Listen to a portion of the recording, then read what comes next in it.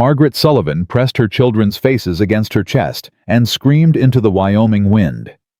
Not for help. Help wasn't coming. She screamed because her son had stopped shivering 10 minutes ago, and she knew what that meant. She screamed because her daughter's lips had turned the color of a bruise. She screamed because she'd promised Patrick she'd keep them safe, and she'd failed. Then, hoofbeats broke through the howling. A voice rough and commanding. "Woman, let go of those children." She held tighter. "I said, let go. They're dying and you're killing them faster." Before we begin this journey through heartbreak and hope, I need you to do something for me. Hit that subscribe button right now. Stay with me until the very end of this story, because what happens next will stay with you long after the last word. And comment below with your city. I want to see how far this tale of survival and love travels across our beautiful country. Now let me take you back to the winter of 1878, when Mercy rode on horseback through a Wyoming blizzard. The wagon had been on its side for 3 hours when Margaret finally accepted they were going to die. She'd tried everything. Tried to right the wagon herself, until her shoulders screamed and her fingers bled through her gloves. Tried to flag down help on a road that hadn't seen another soul since the bandits left them for dead. Tried to build a fire with wet wood and numb hands while Tommy watched her fail his 7-year-old eyes, too old, too understanding. "Mama." His voice came out thin. Wrong. "Mama, I can't feel my feet." "I know, baby. Keep moving your toes." "I can't. I tried. I can't feel them." Margaret pulled him closer, pulled Rosie closer on the other side. Her 4-year-old hadn't spoken in over an hour. That terrified her more than anything else. "Rosie. Rosie, sweetheart, talk to Mama." Nothing. "Rosie." The little girl's eyes fluttered open, unfocused, dull. "Cold, Mama." I know, baby. We're going to..." The words died in her throat. Going to what? She had no fire, no shelter beyond the overturned wagon that blocked some of the wind, but none of the cold. No food since the bandits took everything. No hope since they took her horse, her money, her means of survival. All she had left was a dead husband's memory and 2 children who wouldn't last the night. God. The word tore out of her. Not a prayer, an accusation. "God, if you're there..." She couldn't finish. What was there to say? She'd prayed when Patrick went to the mines. He died anyway. Prayed when the mine company stole their land. They took it anyway. Prayed when she loaded her children into a wagon and headed for Wyoming for the fresh start Patrick's old friend had promised. God hadn't answered once. Why would he start now? Tommy coughed. That wet, rattling sound that had haunted her nightmares since Patrick came home from the mines with the same cough. The cough that meant death was already inside, just taking its time. "Mama," Tommy's voice cracked. "Mama, I'm sorry." "Sorry, baby. What are you sorry for?" "For being sick. For slowing us down. If I wasn't sick, we could have outrun them. The bandits. We could have..." "Thomas Patrick Sullivan, you stop that right now." Margaret grabbed his face, forced him to look at her. His skin was ice. "None of this is your fault. None of it. You hear me?" "But, no. This is not your fault. It's not Rosie's fault. It's not..." Her voice broke. "It's my fault. I'm the one who decided to travel in winter. I'm the one who took the shortcut. I'm the one who..." "You're the one trying to save us." Tommy's eyes found hers. Too knowing. Too old. "Papa used to say you were the strongest person he knew. He said if anything ever happened to him, you'd figure it out. You'd keep us safe." The words hit like a blade between her ribs. "I'm trying, baby. God knows I'm trying." "I know, Mama. I know." Rosie stirred against her side. "Mama, where's Papa?" Margaret closed her eyes. Rosie asked that question every day. Sometimes several times a day. And every time Margaret had to break her daughter's heart all over again. "Papa's in heaven, sweetheart. Remember, Oh, a pause. Is that where we're going, to heaven with Papa? The question asked in that small innocent voice shattered something inside Margaret. No, baby, we're not. She couldn't say it. Couldn't lie. Not anymore. We're going to try very hard to stay right here. Okay, Mama. Rosie closed her eyes again. Like it was that simple. Like trusting her mother to keep her alive was the easiest thing in the world. Margaret held them both tighter and made a decision. If they were going to die, and they were, she knew that now could feel it in the cold seeping through her skin into her bones. They weren't going to die alone. They weren't going to die scared. She was going to hold them and tell them stories and make sure the last thing they heard was her voice telling them they were loved. Tommy, Rosie, let me tell you about the day you were born. I've heard this story, Mama. I know, baby, but I want to tell it again. Okay. Okay. Margaret took a breath. The cold burned her lungs. Tommy, you came into this world screaming. The doctor said he'd never heard a baby yell so loud. Your papa said it was because you had opinions and couldn't wait to share them. A ghost of a smile crossed Tommy's blue lips. Papa said I was stubborn. You are stubborn. You get it from me. Margaret pressed a kiss to his frozen hair. And Rosie, you were different. You came quiet. So quiet the doctor was worried at first. But then you opened your eyes and looked right at me, and I swear you smiled. Like you'd been waiting your whole life to meet me. I was, Rosie murmured. I was waiting. Tears froze on Margaret's cheeks. I love you both. More than anything in this world. More than my own life. If I could trade places with you, if I could give you my warmth, my breath, my heartbeat, I would. I would without hesitation. You know that, right? We know, Mama. Your papa loved you too, so much, and wherever we're going next, heaven or somewhere else, he'll be waiting for us. He'll be so proud of how brave you've been. Tommy's hand found hers under the blanket, squeezed once weakly. Mama, if we don't make it, it's okay. I'm not scared anymore. Those words, those 7 words from her 7-year-old son, they broke her completely. Tommy, I just don't want you to be sad. When we get to heaven, I don't want you to be sad. Papa won't want that either. He'll want us to be happy we're together again. Margaret couldn't speak, couldn't breathe, could only hold her children and wait for the cold to finish what the bandits had started. That's when she heard it. Hoofbeats. Faint at first, then louder, coming closer. Her heart lurched. Bandits coming back. Someone else who'd hurt them, or help. Please, God. Please let it be help. Tommy, someone's coming. Mama. Stay here. Don't move. I need to. But she couldn't move either. Her legs had gone numb. When she tried to stand, she collapsed back into the snow. The hoofbeats stopped. A voice rough and deep cut through the wind. Woman, let go of those children. Margaret looked up. A man on horseback, tall and dark against the gray sky. She couldn't see his face clearly through the driving snow, but she could hear his voice, hard, commanding. I said let go. They're dying and you're killing them faster. What? The man swung down from his horse, moved toward her with purpose. You're holding them too tight, trapping the cold against them instead of letting heat circulate. Let go. I won't. I'm not asking. He reached for Tommy, and Margaret's hand shot out, grabbed his wrist. Her grip was weak, pathetic, but fierce. Don't you touch my son. The man went still. For a long moment they just stared at each other. Then his voice softened just slightly. Ma'am, I'm trying to help. Your boy's lips are blue. Your girl ain't responding. If I don't get them warm in the next 20 minutes, they're both dead. Now you can fight me and watch them die, or you can let me help, and maybe I can save them. Your choice. Margaret's grip loosened. Who are you? Name's Caleb McAllister. I'm foreman at the Blackwood Ranch about 3 miles north. There's shelter there.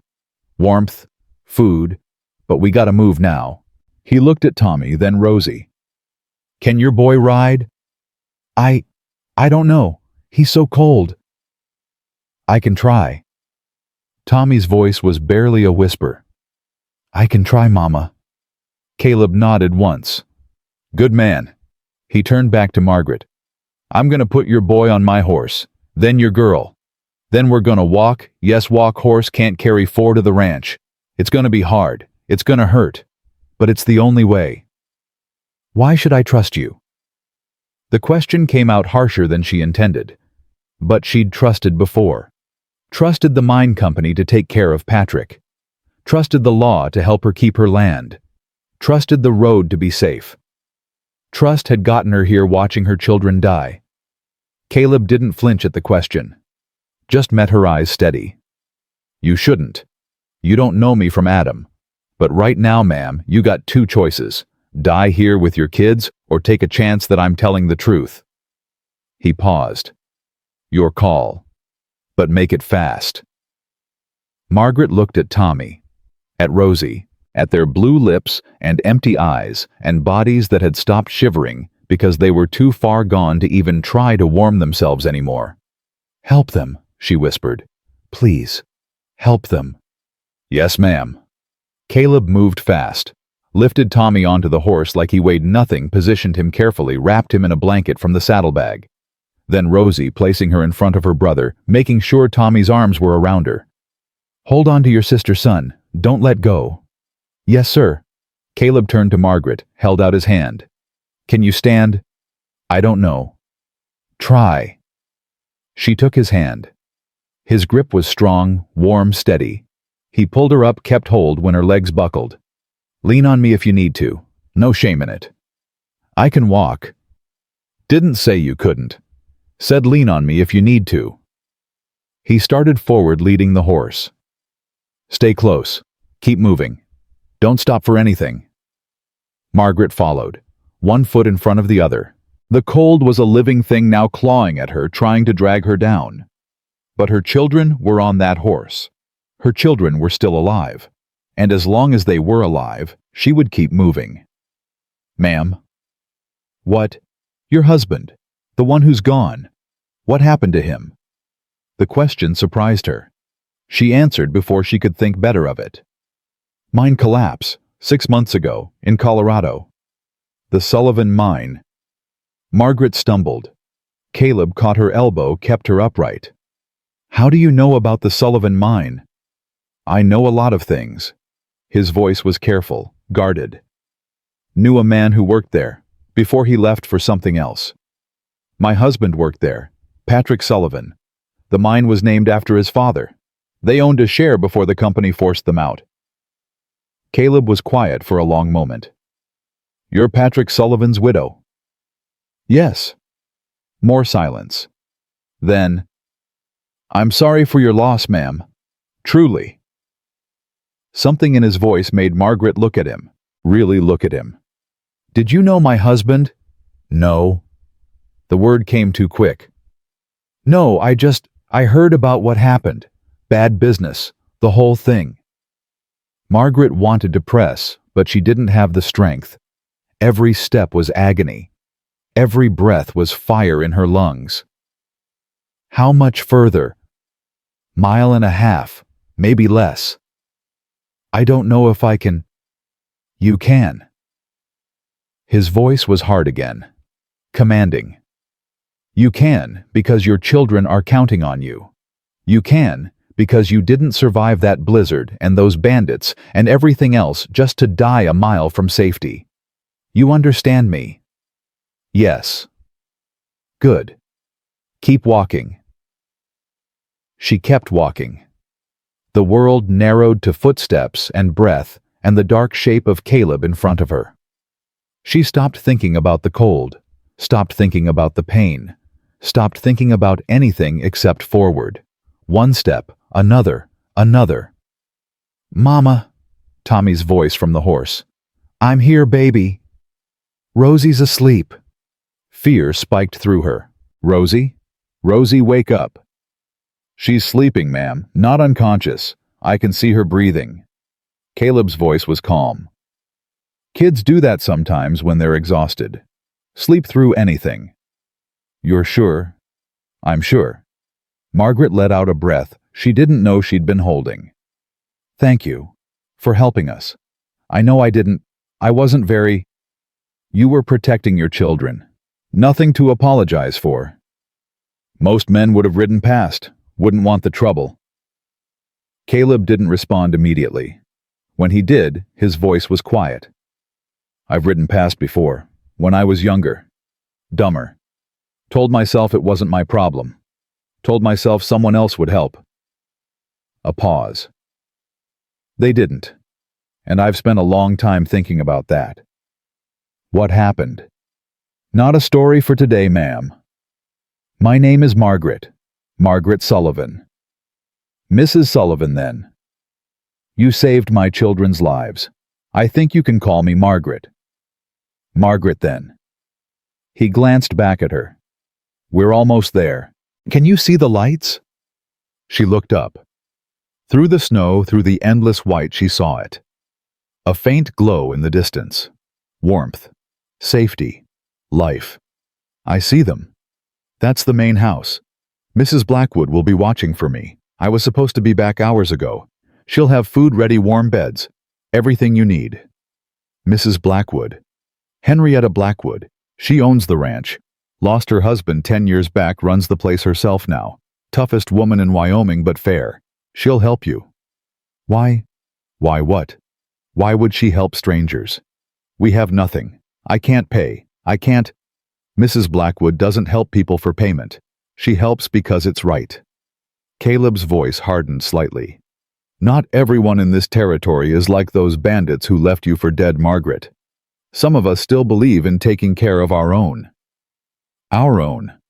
Like they were already part of something. Like they belonged. Margaret didn't have the strength to argue. Didn't have the strength to hope either.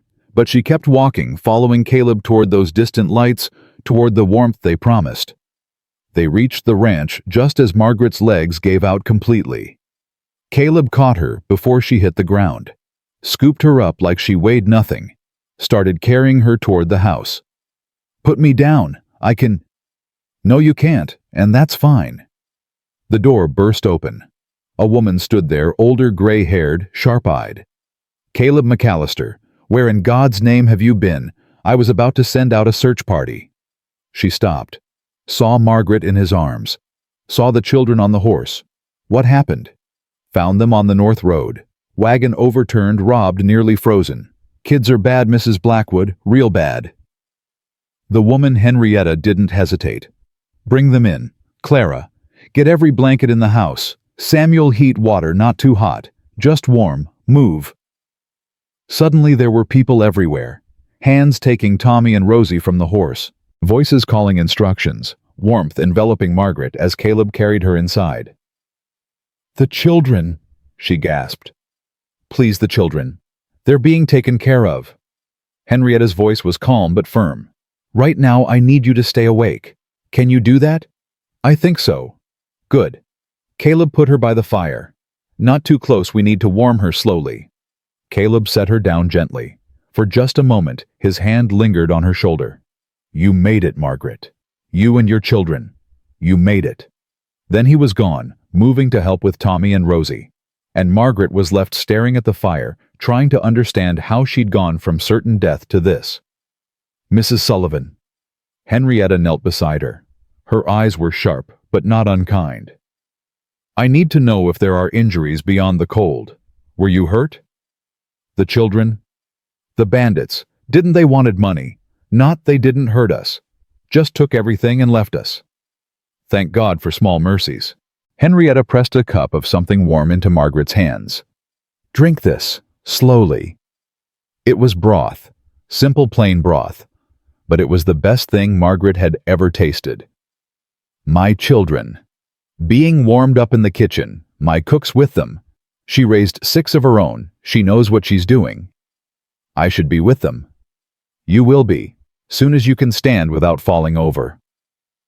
Margaret wanted to argue, wanted to push herself up and find her babies and hold them and never let go. But Henrietta was right. She couldn't even keep the cup steady in her hands.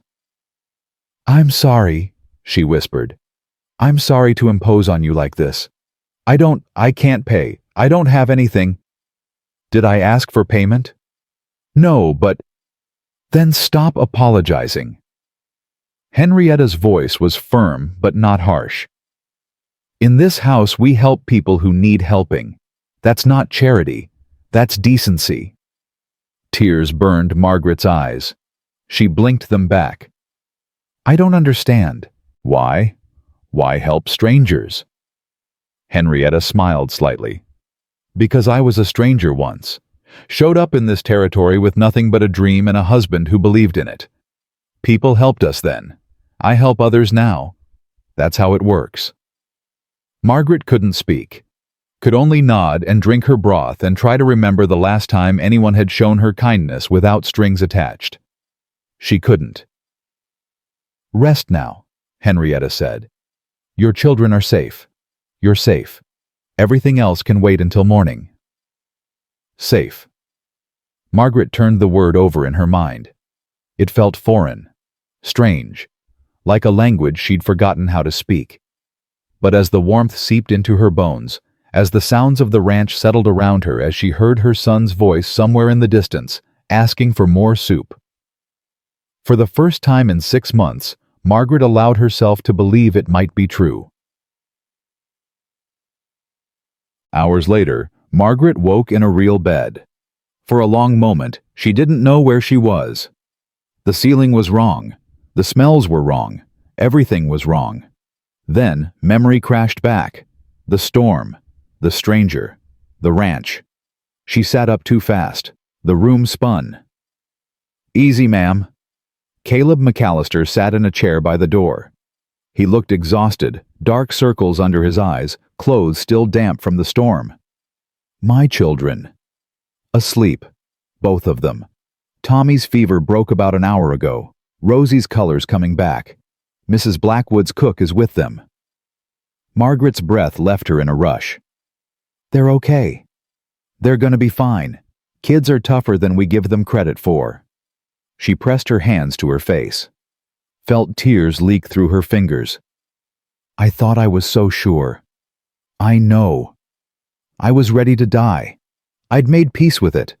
I was going to hold them and tell them I loved them and wait for it to be over. But it's not over. No." She lowered her hands, looked at him. "Because of you. You saved us." Caleb shook his head. "I helped. You saved yourselves. You kept those kids alive long enough for help to find you. That was all you. I was ready to give up. But you didn't." He leaned forward. "I've seen people give up, Margaret. I know what it looks like. That wasn't you. You were holding your children, telling them you love them, fighting to the very last second. That's not giving up. That's being brave enough to face death without flinching." Margaret didn't know what to say to that. "Why were you out there?" she asked instead. "In the storm. Mrs. Blackwood said you were supposed to be back hours earlier." Something flickered across his face, gone before she could identify it. "Checking the north pastures. Storm came up faster than expected. And you just happened to find us. Lucky timing. Is that what you call it? Luck?" Caleb was quiet for a long moment. "I don't know what I'd call it," he said finally. "I'm not a religious man, lost my faith a long time ago. But sometimes things happen that make you wonder. Wonder what, if maybe." He stopped, shook his head. "Never mind. You should rest. I just wanted to make sure you were settled before I—" "Before you what?" "Before I checked on the horses. Storm's passed, but they'll need tending." He stood, moved toward the door. "Mr. McAllister." He paused. "Caleb. If I'm calling you Margaret, you can call me Caleb." "Caleb." She met his eyes. "Thank you. I know you said I saved myself, but thank you. For stopping, for helping, for not riding past." Something shifted in his expression, something raw and honest and quickly hidden. "Get some rest, Margaret. Tomorrow's going to be a long day." He was gone before she could respond. Margaret lay back against the pillow, staring at the ceiling. She thought about Patrick, about the life they'd built together, about the promises he'd made and couldn't keep. She thought about her children asleep somewhere in this strange house alive, because a stranger had decided their lives were worth saving. She thought about tomorrow and the day after and all the days that stretched ahead. For 6 months the future had been nothing but darkness, nothing but fear and hunger and the slow grinding certainty of failure. But tonight her children were warm and fed and safe. Tonight strangers had opened their home without asking for anything in return.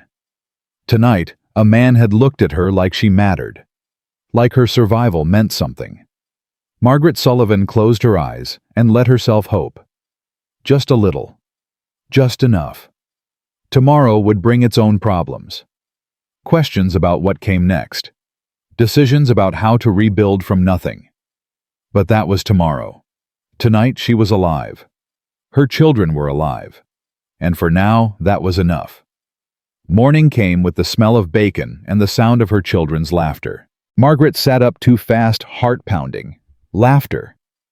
When was the last time she'd heard Tommy laugh? Really laugh, not the polite sounds he made to keep her from worrying. She was out of bed before she could think, feet bare on cold wooden floors, moving toward that sound like a woman dying of thirst toward water. The kitchen was warm, bright, full of life she hadn't expected.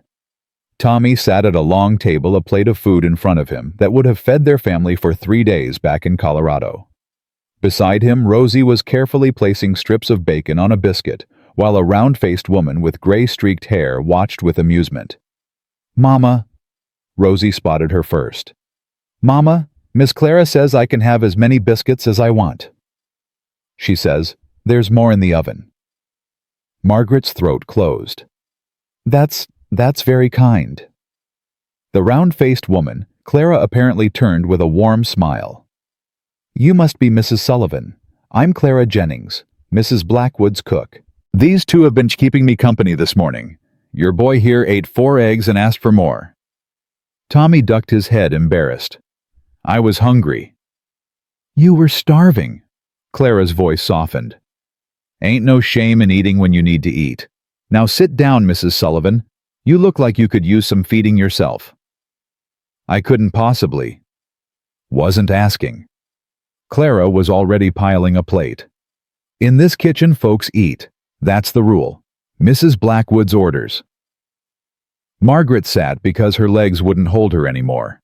Because watching her children eat, really eat without rationing, without guilt, without the constant calculation of how many meals they had left, was breaking something open inside her. "Mama, are you crying?" Tommy's voice worried. "No, baby, I'm just—" She wiped her eyes. "I'm just happy." "You don't look happy. You look like when Papa—" He stopped, looked down at his plate. The kitchen went quiet. "I'm okay, Tommy. I promise. Sometimes grown-ups cry when they're happy. It doesn't make sense, but it's true." "That's silly." "It is. Very silly." Tommy considered this, then nodded accepting, and went back to his eggs. Margaret picked up her fork, took a bite. The food was so good, it almost hurt. "Mrs. Sullivan." She looked up. Henrietta Blackwood stood in the doorway, dressed in practical clothes, her gray hair pulled back severe. "When you're finished eating, I'd like a word. My office." Margaret's stomach dropped. Here it came. The catch, the price, the strings that always came attached. "Yes, ma'am." Henrietta nodded once and disappeared. Clara must have seen something in Margaret's face because she said quietly, "Don't look so scared. Mrs. Blackwood's tough, but she's fair. Whatever she wants to talk about, it ain't gonna be bad." Margaret wanted to believe that. She'd wanted to believe a lot of things that turned out to be lies. She finished her breakfast anyway, kissed Tommy and Rosie, and promised to be back soon. Walked to Henrietta's office on legs that felt like they belonged to someone else. The office was small but organized. Ledgers on shelves, maps on walls, a desk covered in papers that somehow looked like they knew exactly where they belonged. Henrietta sat behind the desk, gestured to a chair. "Sit." Margaret sat. "I'm going to be direct with you, Mrs. Sullivan, because I don't have time for anything else. You showed up on my doorstep half dead with 2 children in worse shape. Caleb tells me you were robbed on the North Road, everything taken. That true?" "Yes, ma'am." "So you've got nothing, no money, no supplies, no way to get wherever you were going?"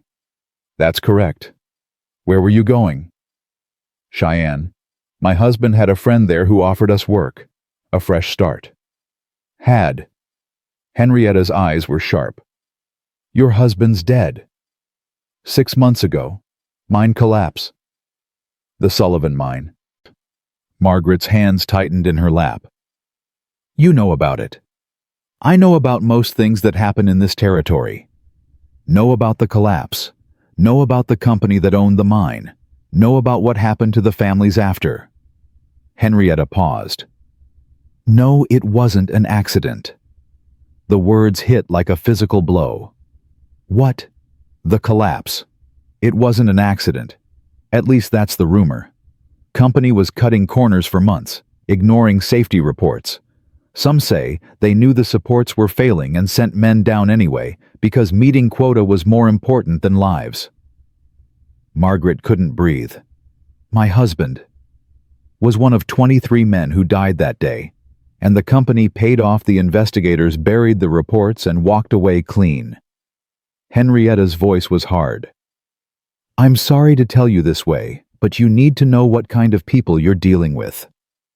I'm not dealing with anyone. I just want to get to Cheyenne. Start over. Forget any of this ever happened. And if the people responsible for your husband's death don't want to be forgotten." "What do you mean?" Henrietta leaned forward. "The Sullivan mine wasn't just named after your husband's family because they worked there. They owned a share, a significant share. When your husband died, that share should have transferred to you, to your children. The company said the share was voided. Something about debts Patrick owed. They showed me papers. Papers can be forged. Debts can be invented." Henrietta's eyes never left Margaret's face. "Someone went to a lot of trouble to make sure you didn't inherit what was rightfully yours. Question is why?" Margaret's head was spinning. "I don't understand. We had nothing. Patrick's share was worth he always said it was worth. Your husband's share was worth approximately $15,000, more now that they've hit a new vein." $15,000. The number didn't make sense, didn't compute. They'd been living on beans and hope, while Patrick insisted it would all work out, that the money was coming, that they just had to hold on a little longer. "That's impossible." "It's not. I had my lawyer look into it when I heard your name this morning. Patrick Sullivan's widow showing up half dead on my property. Seemed like more than coincidence." "So, what are you saying, that someone that the company—" "I'm saying you're not as worthless as they wanted you to believe. And I'm saying you might want to think carefully about who knows you're here and who might be looking for you." The door opened. Caleb stepped in, stopped short when he saw Margaret's face. "Everything all right?" "Fine." Henrietta stood. "Mrs. Sullivan and I were just finishing our chat. I've offered her a job. Room and board, $20 a month. Kitchen work, housekeeping, whatever needs doing. Her children stay with her." Margaret stared. "You're offering me a job?" "I'm offering you a chance to stay alive long enough to figure out your next move. Take it or don't." Yes. Yes, of course. Thank you." "Don't thank me yet. Work around here is hard. I don't make exceptions for anyone, and I don't tolerate laziness. You earn your keep or you're gone. Understood?" "Understood." "Good. Caleb will show you the cabin you'll be staying in. Small but private. Better than the bunkhouse." Henrietta gathered some papers. "We'll talk more later. About the other matter." She left. Margaret and Caleb stood in silence. "You okay?" His voice was careful. "I don't know." Margaret pressed her hands to her face. "She told me about Patrick. About the mine. She said it wasn't an accident. I know. Margaret's hands dropped. You know. I suspected. That's why I asked you about the Sullivan mine last night. Wanted to see if you knew. Knew what? That my husband was murdered. That everything we lost, everything we suffered. Her voice broke. He died for nothing. For money someone else stole. He died because powerful men wanted what wasn't theirs. That's not nothing. That's injustice. And injustice can be fought. By who? I'm a widow with 2 children and nothing to my name. The company has lawyers' money connections. I can't fight them. Not alone. Caleb's voice was quiet. But you're not alone anymore. Margaret looked at him. This stranger who kept saying things that made her want to believe, made her want to trust. Why do you care? Why does any of this matter to you? Because I've seen what happens when good people don't fight back. Seen it too many times. He moved toward the door. Come on, I'll show you the cabin. Your kids are probably wondering where you are. The cabin was small, but solid. 2 rooms, one with a bed big enough for Margaret, one with 2 narrow cots for the children. A stove for heat, windows with real glass, a door that locked. It's not much, Caleb said. It's more than we've had in months. Mrs. Blackwood had some of the boys bring over supplies, blankets, clothes, things for the kids. Said you'd need them.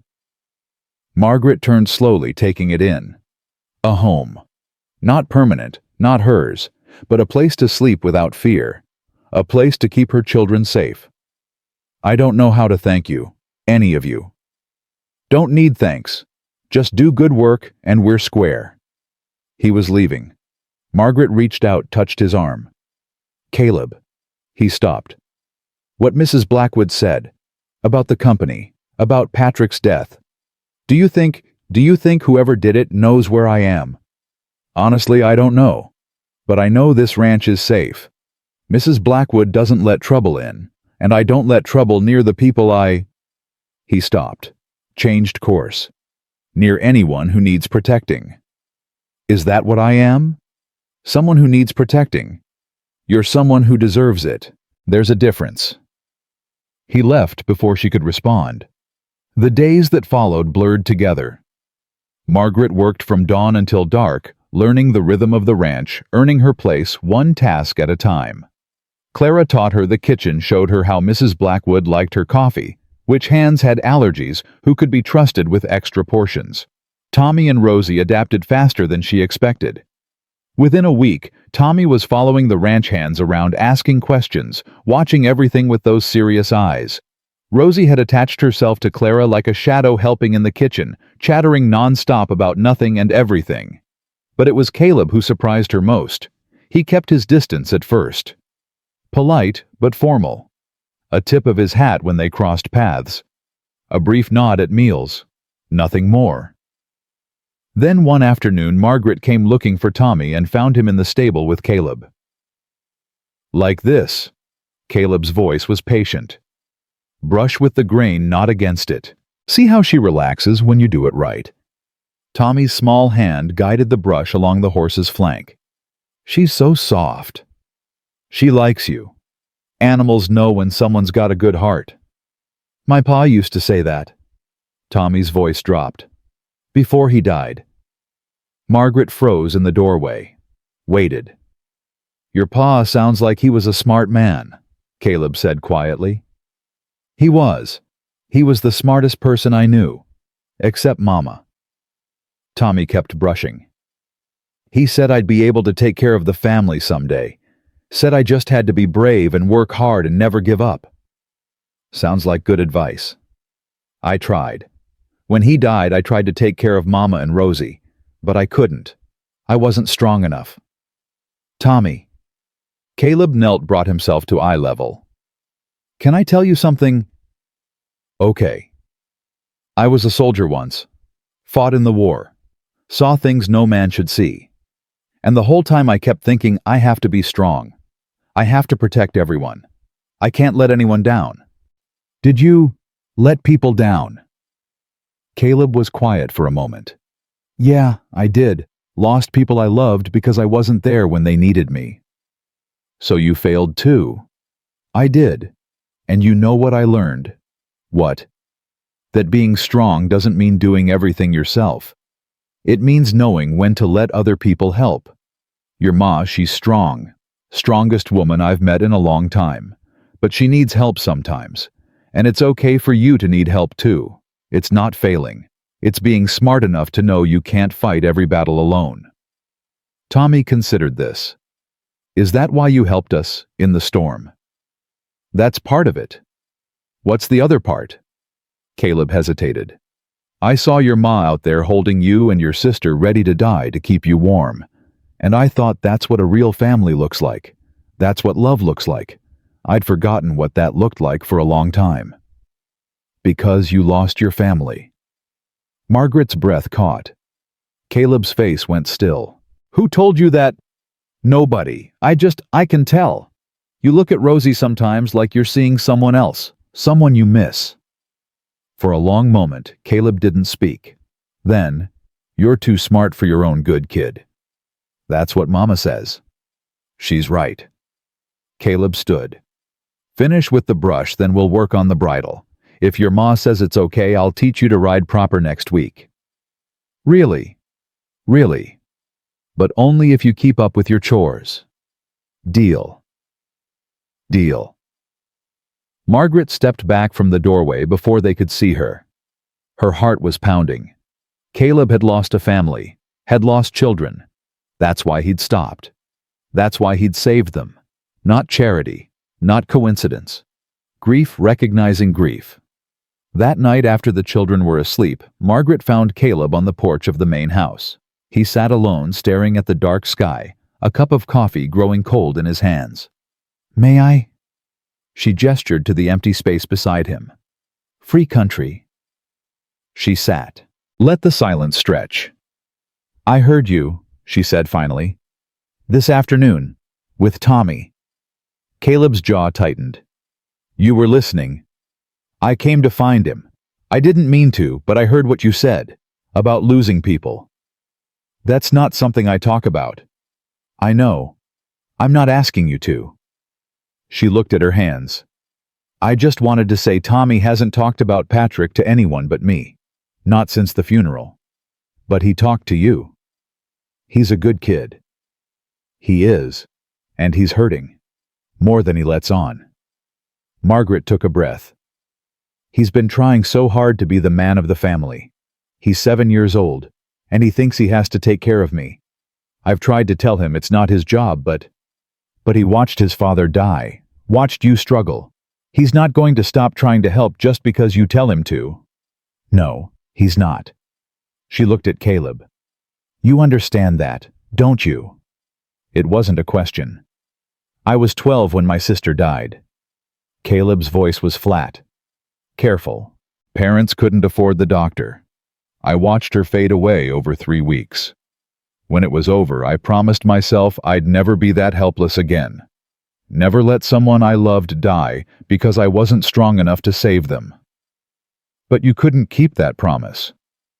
No. The word was raw. I couldn't. What happened? War happened. Got drafted. Spent 4 years fighting. Came home to... He stopped, swallowed. Doesn't matter. It matters to me. Why? Because you saved my children. Because you're kind to them in a way that tells me you've loved children before. Because you look at them like... She stopped. Like what? Like you're afraid they're going to disappear. Caleb set down his coffee. His hands were shaking slightly. Her name was Emma, my daughter. She was 4 years old. My wife Sarah, she was 23. They got sick while I was fighting at Gettysburg. Fever swept through the town. By the time I got home, his voice cracked. By the time I got home, there were 2 graves in the churchyard with my name carved above them. Margaret's hand found his, held on. I'm sorry. It was 8 years ago. Should be over it by now. Should have moved on. Grief doesn't work that way. No. He looked at her. It doesn't.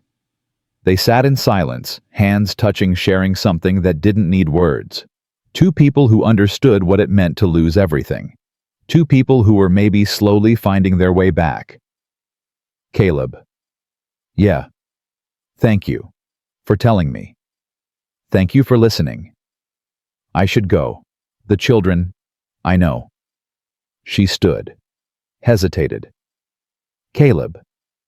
Yeah. You're not helpless anymore. You know that, right? You saved us. You saved my children. That counts for something. She left before he could respond. The next morning, everything changed. A rider came just after breakfast. Richly dressed, silver-handled cane eyes that calculated the value of everything they touched. Margaret was in the kitchen when she heard his voice, and her blood turned to ice. Mrs. Blackwood, I'm here on business. I represent the Wyoming Mining Consortium. We're interested in purchasing some of your northern pastures. That voice. She knew that voice. She'd heard it at Patrick's funeral, heard it offering hollow condolences while his lawyer explained why she'd inherit nothing. Victor Harlan. My land's not for sale. Henrietta's voice was cold. And I don't do business with your kind. My kind, I'm just a businessman, ma'am. You're a vulture, and vultures aren't welcome on my property. Margaret pressed herself against the kitchen wall. Her heart was hammering. Now, Mrs. Blackwood, there's no need for hostility. I'm making a fair offer. There's nothing fair about you. I know how you got your money, know what you did to the families who got in your way. The Sullivan family, for instance. Silence. The Sullivans? Harlan's voice was too casual. Terrible tragedy, that mine collapse, but accidents happen in dangerous work. That wasn't an accident, and we both know it. Careful, Mrs. Blackwood. Accusations like that could be considered slander. It's not slander if it's true. Do you have proof? More silence. That's what I thought. Harlan's voice dripped satisfaction. Now about those pastures. Get off my land. Mrs. Blackwood, get off my land before I have my men escort you off. And don't come back. Footsteps. The front door opening and closing. A horse riding away. Margaret sank to the floor, her legs giving out beneath her. Clara found her there 5 minutes later. Mrs. Sullivan, Margaret, what's wrong? That man, the one who was here. Mr. Harlan, what about him? He killed my husband.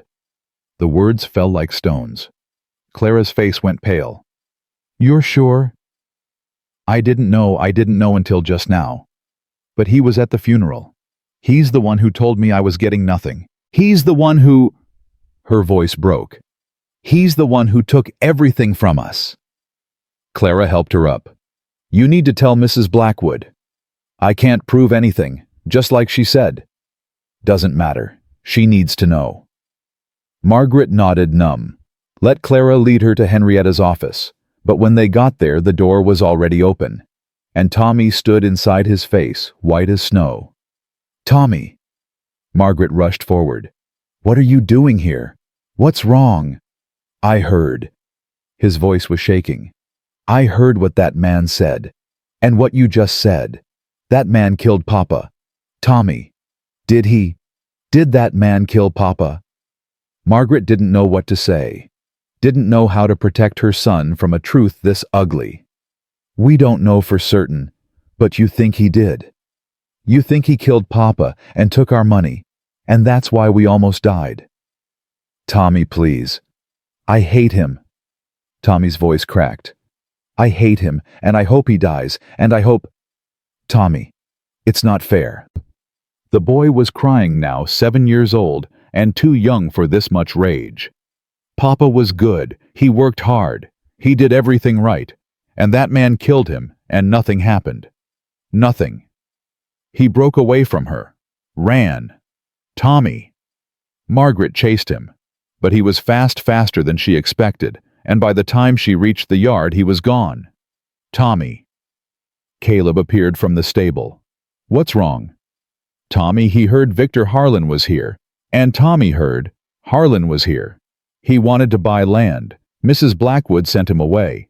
But Tommy heard me tell Clara that Harlan killed Patrick and he ran. Caleb, I don't know where he went. Caleb was already moving. Which direction? I don't know. I couldn't see. Check the cabin. Check the main house. I'll check the outbuildings. Margaret ran. She found Rosie in the kitchen with Clara safe and confused. Found every corner of the cabin empty. Found the main house, the barn, the chicken coop, all empty, empty, empty. The sun was going down, and her son was gone. Margaret! Caleb's voice sharp with urgency. His tracks head north, toward the ridge. In this cold at night? I'll find him. Stay here with Rosie. I'm coming with you. You'll slow me down. I don't care. He's my son. Something flickered across Caleb's face. Then he nodded. Fine, but keep up. They rode out together, following tracks that were disappearing in the freezing wind. Margaret's heart hammered. Her mind screamed. Not again. Please God, not again. Don't take my son too. There. Caleb pointed. A small figure huddled against a rock formation. Tommy. They reached him as the last light died. He was shaking, lips blue, tears frozen on his cheeks. Tommy. Margaret fell to her knees beside him. Tommy, baby. I'm here. I'm sorry. His voice was small, broken. I'm sorry, Mama. I didn't mean to run. I was so angry. I know, baby. It's okay. Is Papa really dead because of that man? Margaret couldn't lie. Not anymore. I think so, baby. I think so. Tommy's face crumpled. Then what do we do? How do we make it right? Caleb knelt beside them. His voice was gentle. We don't let the bad men win. That's how we make it right. Tommy looked at him. How? By surviving. By being happy. By building a life so good that they can't touch it. That's how we beat them.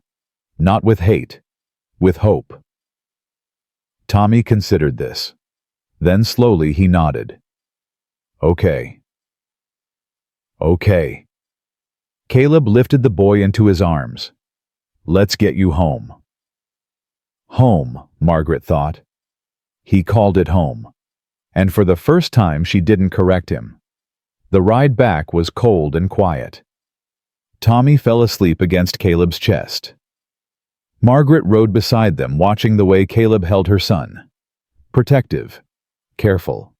Like something precious he was afraid to drop. When they reached the cabin, Caleb carried Tommy inside, laid him in bed, pulled off his boots, and covered him with blankets without being asked. Rosie was already asleep in her cot. Clara had stayed with her. Thank you, Margaret whispered, for finding him. Didn't have a choice. You always have a choice. Caleb looked at her, at Tommy sleeping, at Rosie curled up with her thumb in her mouth. No, he said quietly. Sometimes you don't. He left without another word. Margaret stood alone in the cabin, listening to her children breathe, thinking about choices and chances and the fragile line between survival and living. Tomorrow she would have to decide what to do about Victor Harlan. Tomorrow she would have to face the truth about Patrick's death. Tomorrow she would have to figure out how to protect her children from a threat she couldn't even see. But tonight they were alive. They were together. They were safe. And somewhere in the darkness, a man who'd lost everything was fighting to make sure she didn't lose anything more. 3 weeks passed, and Margaret began to believe they might survive this. Tommy was smiling again. Not the fake smiles he'd worn like armor since Patrick died, but real ones that reached his eyes. He spent his mornings helping Caleb in the stables, his afternoons with lessons from Mrs. Blackwood's nephew, who visited twice a week, his evenings, telling Rosie stories about the horses he'd learned to care for. Rosie had stopped asking when Papa was coming home. Margaret didn't know if that was progress or heartbreak, maybe both. You're distracted. Clara's voice pulled her back. They were in the kitchen preparing the evening meal. Sorry, I was thinking. About Mr. McAllister. Heat rushed to Margaret's cheeks. About the children. Clara's smile was knowing. That man looks at you like you hung the moon, and you look at him like you're afraid he'll disappear. Something's happening between you two. Nothing's happening. Margaret Sullivan, I've been married twice and widowed twice. I know what something looks like. Even if there was something, which there isn't, it's too soon. Patrick's only been gone 6 months. 6 months of hell. 6 months of starving and struggling and nearly dying. Clara set down her knife. You think Patrick would want you suffering out of loyalty to his memory? I think Patrick would want me to grieve properly. Grief doesn't follow rules, and neither does love. I don't love... Margaret stopped. The word caught in her throat. Clara just smiled. The kitchen door banged open. Tommy burst in, his face flushed. Mama, there's a man here. Says he's looking for you. Margaret's heart dropped. What man? He's talking to Mrs. Blackwood. He looks angry. Margaret exchanged a look with Clara, then followed Tommy to the main house. She knew the man before he turned around. Cornelius Sullivan, Patrick's older brother, the one who'd told her she wasn't good enough for his family, the one who'd refused to help when Patrick got sick, the one who'd sent a letter after the funeral saying she'd gotten what she deserved for dragging his brother to that godforsaken territory. Margaret. His voice was cold. You're looking well, considering. Cornelius, what are you doing here? I came for my brother's children. The words didn't make sense, couldn't make sense. Your brothers? Thomas and Rose, my brother's blood, my family's blood. Cornelius stepped closer. You didn't think I'd let them be raised by a woman who couldn't even keep their father alive, did you? Get out! The voice came from behind her. Caleb, his face was stone. This doesn't concern you, Cornelius said. Everything that happens on this ranch concerns me. I'm here for my niece and nephew.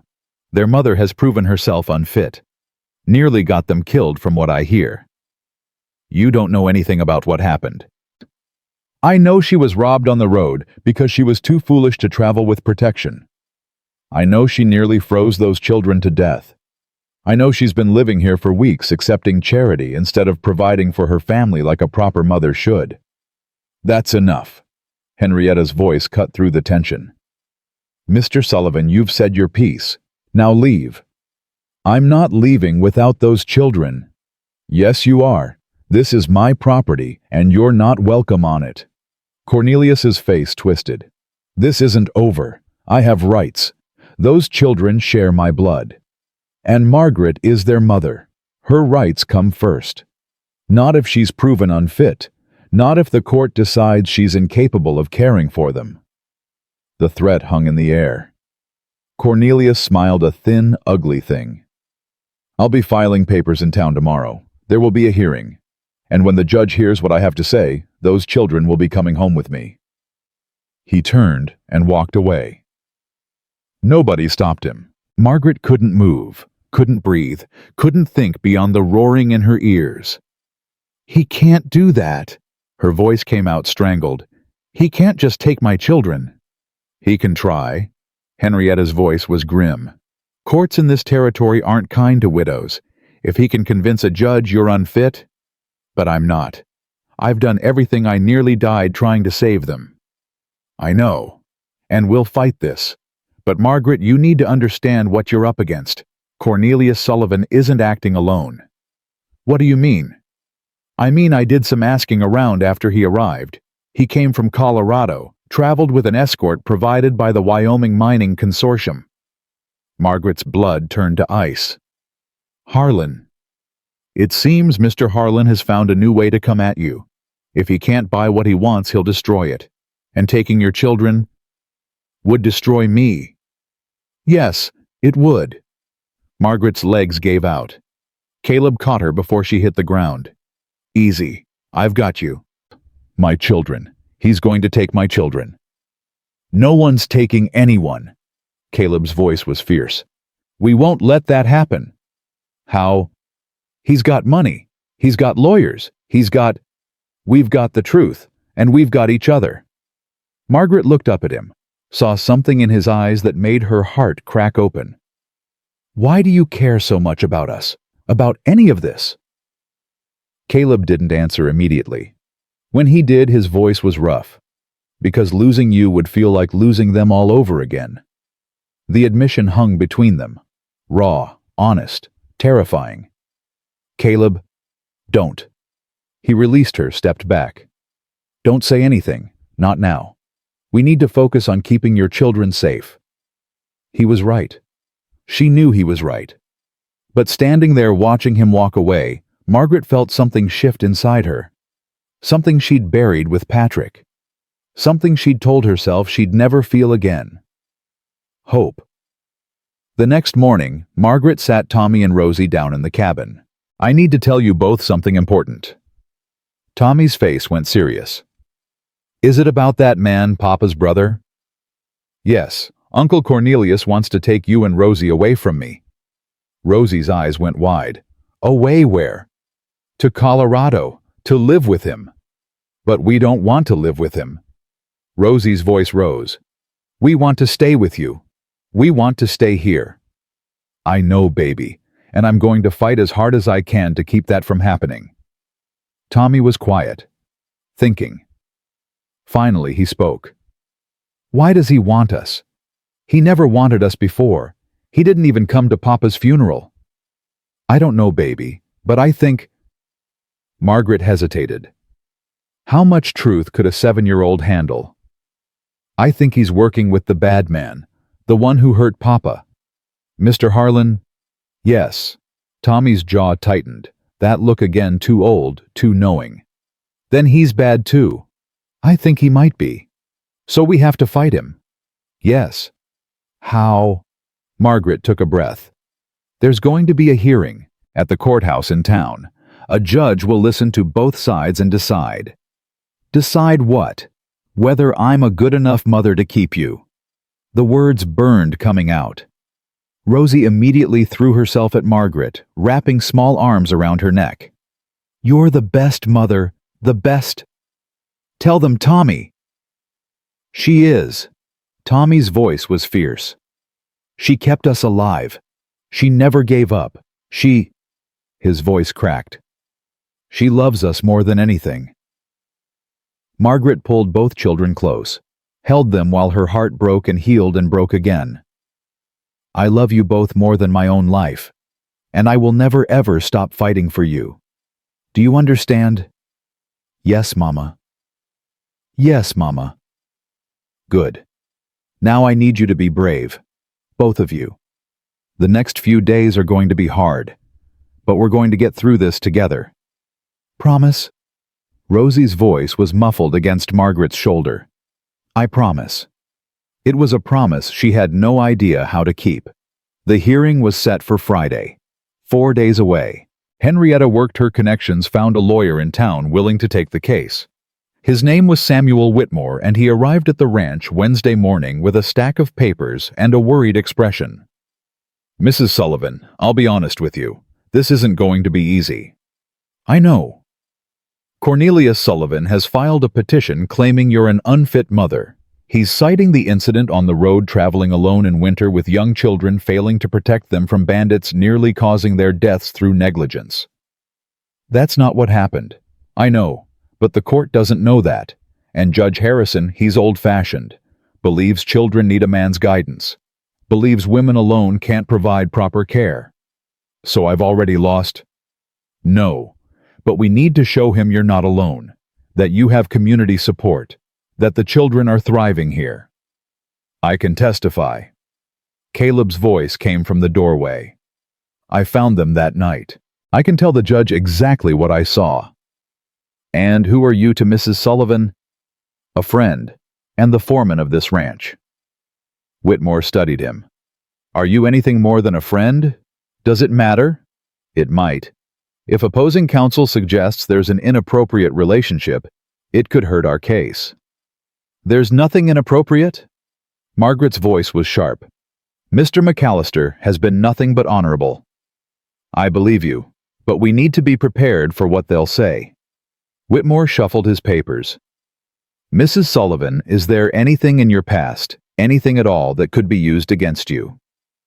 Margaret thought about Patrick, about the hard years, about the fights they'd had when money was tight and hope was thinner, about the nights she'd cried herself to sleep, wondering if she'd made a mistake marrying him. Nothing, she said. Nothing they could prove. Whitmore nodded. Then we build our case on character. Get as many people as possible to speak on your behalf. Show the judge that your children are happy, healthy, and loved. Will it be enough? I don't know. Whitmore's honesty was brutal. But it's what we have. Thursday night, Margaret couldn't sleep. She stood at the cabin window watching the dark, trying to imagine tomorrow. Trying to imagine losing. The door opened behind her. Can't sleep either. Caleb. He moved to stand beside her. I keep thinking about what happens if we lose, where they'll take them, whether I'll ever see them again. Don't think like that. How can I think any other way? Everything I've ever loved has been taken from me. My parents, my husband, my home. Why should this be any different? Because this time you're not alone. That doesn't change the law. That doesn't change what the judge might decide. Caleb was quiet for a long moment. When I came back from the war, he said slowly, I had nothing. No family, no home, no reason to keep going. I spent years drifting from place to place, taking jobs, leaving before I could get attached. I told myself I was protecting myself. But really, I was just running. What changed? Mrs. Blackwood found me half dead outside her property line. Some men had jumped me, taken everything. She could have left me there. Instead, she brought me in, fed me, gave me work. He paused. She told me something I've never forgotten. What? She said, running doesn't protect you. It just means you die alone. Margaret felt tears burning her eyes. And then you found us. And then I found you. His voice dropped. I wasn't looking for redemption. I wasn't looking for anything. But when I saw you in that storm holding those children, I knew. I knew if I rode past, I'd never forgive myself. And if I stopped, everything would change. Do you regret it? Not for a single second. He turned to face her. In the dim light, his eyes were dark intent. Margaret, I know this isn't the time. I know you're scared and grieving, and tomorrow might break your heart. But I need to say this because I don't know if I'll have another chance.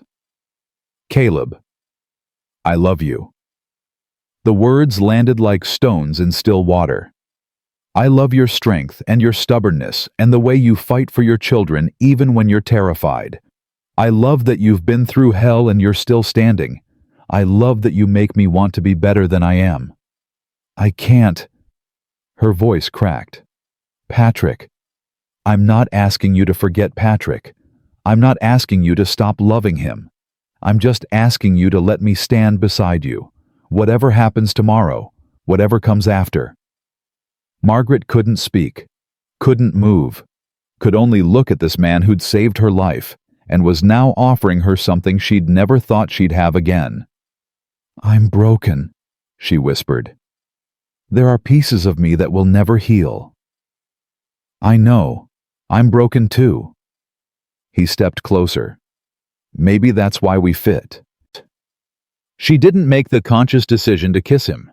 It just happened, her hands on his chest, his arms around her waist, their lips meeting in the darkness like two people drowning who'd finally found shore. It was nothing like kissing Patrick. Patrick's kisses had been fire and passion and youthful desperation. This was different, slower, deeper. Two people who knew what loss tasted like, choosing each other anyway. When they finally pulled apart, Margaret was shaking. We shouldn't have done that. Probably not. If anyone saw, if the lawyer finds out, they won't. Caleb, I can't do this right now. I can't think about us when my children... I know. He released her, stepped back. I just needed you to know. Whatever happens tomorrow, you're not facing it alone. I'm here. I'm not leaving. Promise? Promise. He left without another word. Margaret stood alone, touching her lips, wondering if she'd just made everything better or everything worse. Friday morning came cold and gray. The whole ranch turned out. Clara, Samuel, the ranch hands who'd watched Tommy learn to rope, and Rosie learn to bake. Henrietta in her finest dress, looking like a general preparing for war. And Caleb riding beside the wagon that carried Margaret and her children to town. The courthouse was smaller than Margaret expected. One-room wooden benches, a raised platform, where Judge Harrison sat with the bored expression of a man who'd rather be anywhere else. Cornelius was already there, and beside him, Margaret's stomach dropped. Victor Harlan. "What's he doing here?" she whispered to Whitmore. "I don't know, but we need to be careful." Judge Harrison called the hearing to order. Cornelius's lawyer, a slick man from Denver, presented his case first. "Your Honor, the facts are simple. Mrs. Sullivan, through her own negligence, nearly killed her children. She traveled through dangerous territory without protection. She allowed them to be robbed and left for dead. If not for the intervention of a passing stranger, those children would have frozen to death." Objection. Whitmore stood. "My client was the victim of a crime. Blaming her for the actions of criminals the law is clear." The Denver lawyer smiled. "A mother has a duty to protect her children. Mrs. Sullivan failed that duty." "That's not true." Margaret couldn't help herself. "I was trying to give them a better life. I was trying—" "Mrs. Sullivan," Judge Harrison's voice was sharp, "you'll have your chance to speak. Until then, remain silent." Margaret bit her tongue so hard she tasted blood. The testimony continued. Cornelius spoke about Patrick, about the family's concerns when he married beneath him, about the foolish decision to go west, about the inevitable tragedy that followed. "My brother made mistakes," Cornelius said. "But his children shouldn't suffer for them. I can provide stability, security, a proper home with a proper family." "And what about their mother?" Whitmore asked during cross-examination. "What about her? She's failed at every turn, failed to keep her husband alive, failed to protect her children, failed to provide for them without relying on charity.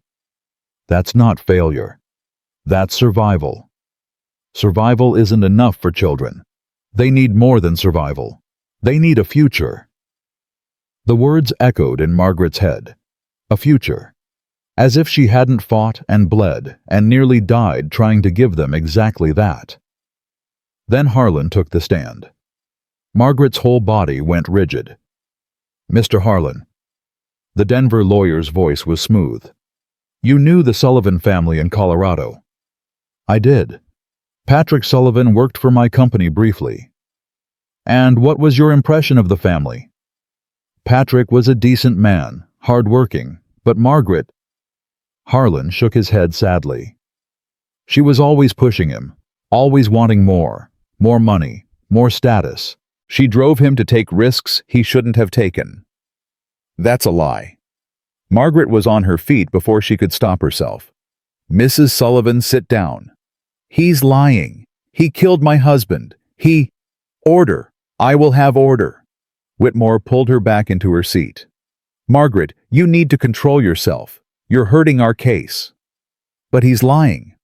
"I know, but the judge doesn't. And outbursts like that make you look unstable."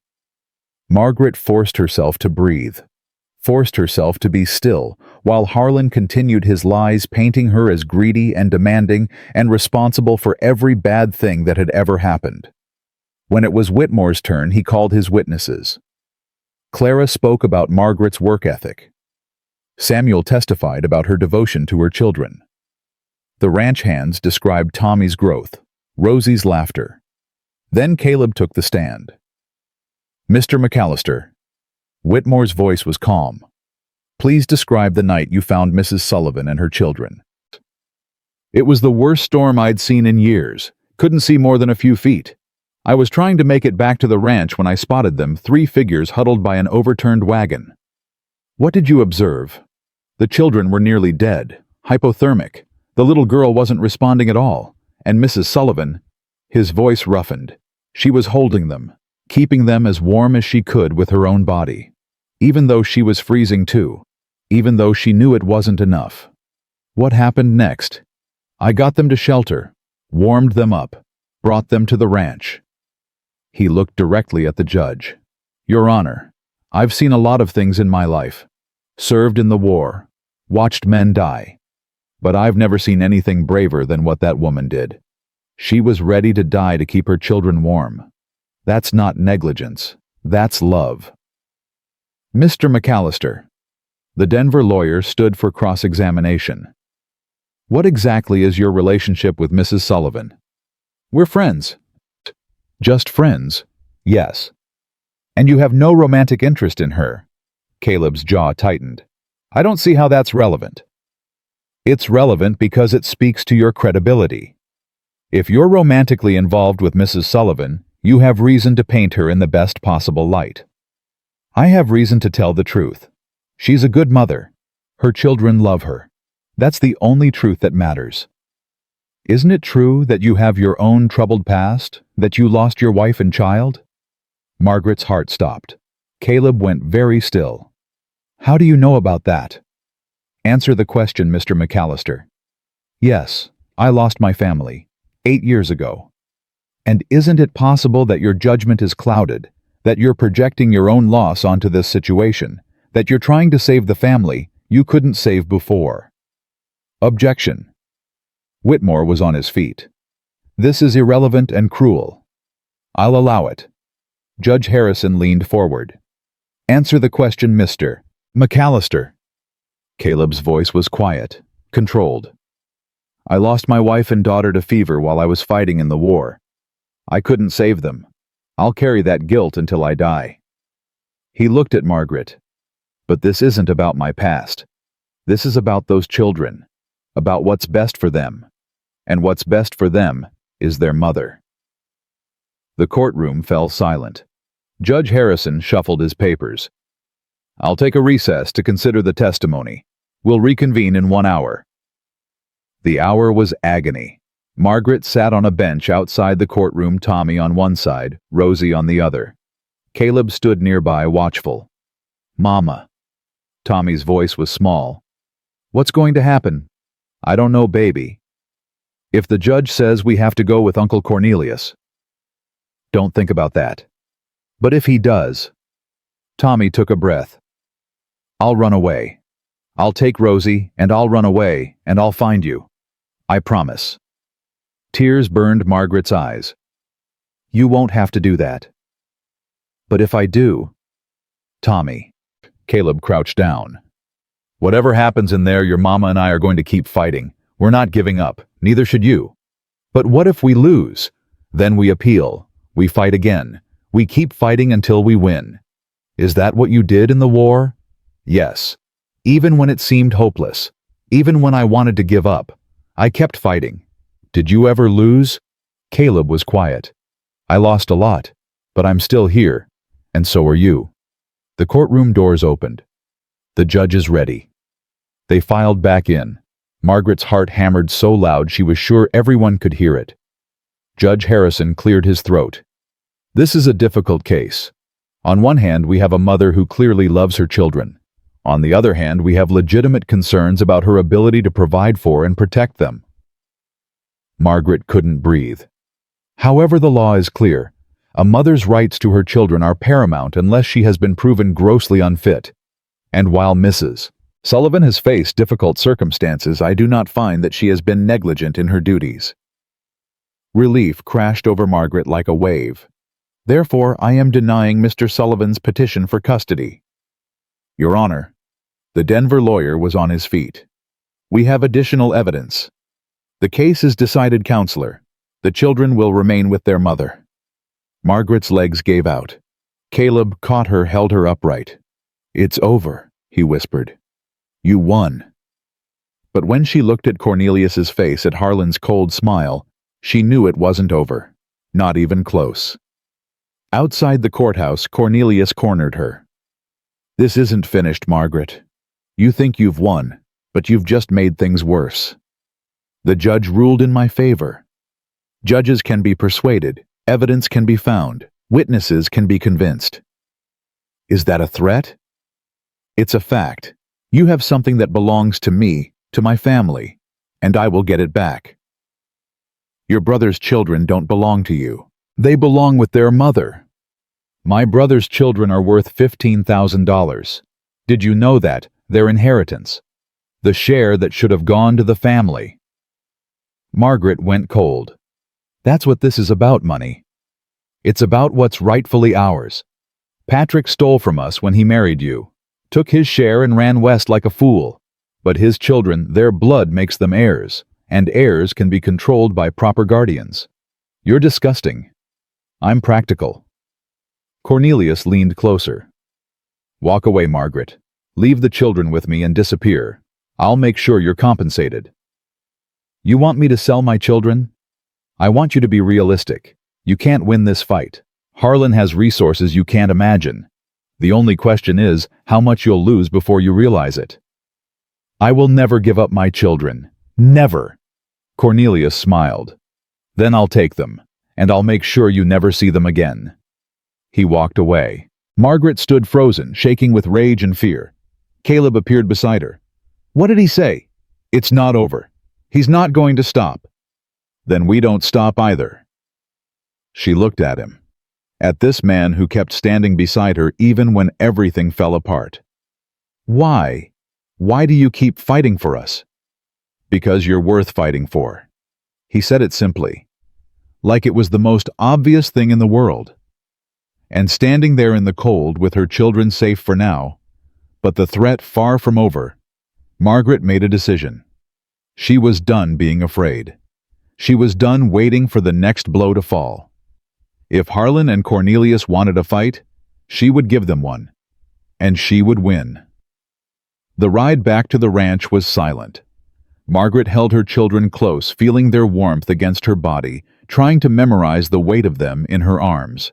She'd won today. But Cornelius's words echoed in her mind like a death sentence. $15,000. Her children weren't children to him. They were currency. Mama. Tommy's voice was quiet. Are we safe now? For now, baby. But not forever. She couldn't lie. Not to him. Not after everything. We're going to keep fighting. That's all I can promise. Tommy nodded slowly. His hand found hers under the blanket. I'm not scared anymore, he said. I was scared before. But now I'm just angry. Angry can be useful, but you have to be careful with it. I know. Papa used to say anger is like fire. It can warm you or burn you. Margaret's throat tightened. Patrick. Even now his words came through their son. Your papa was right. I miss him. I know. Me too. But I'm glad we have Mr. Caleb now. Tommy looked at her. Is that wrong to be glad? Margaret's eyes found Caleb riding ahead of the wagon. His back straight, his shoulders tense, watching the road like he expected an ambush at any moment. No, baby, it's not wrong.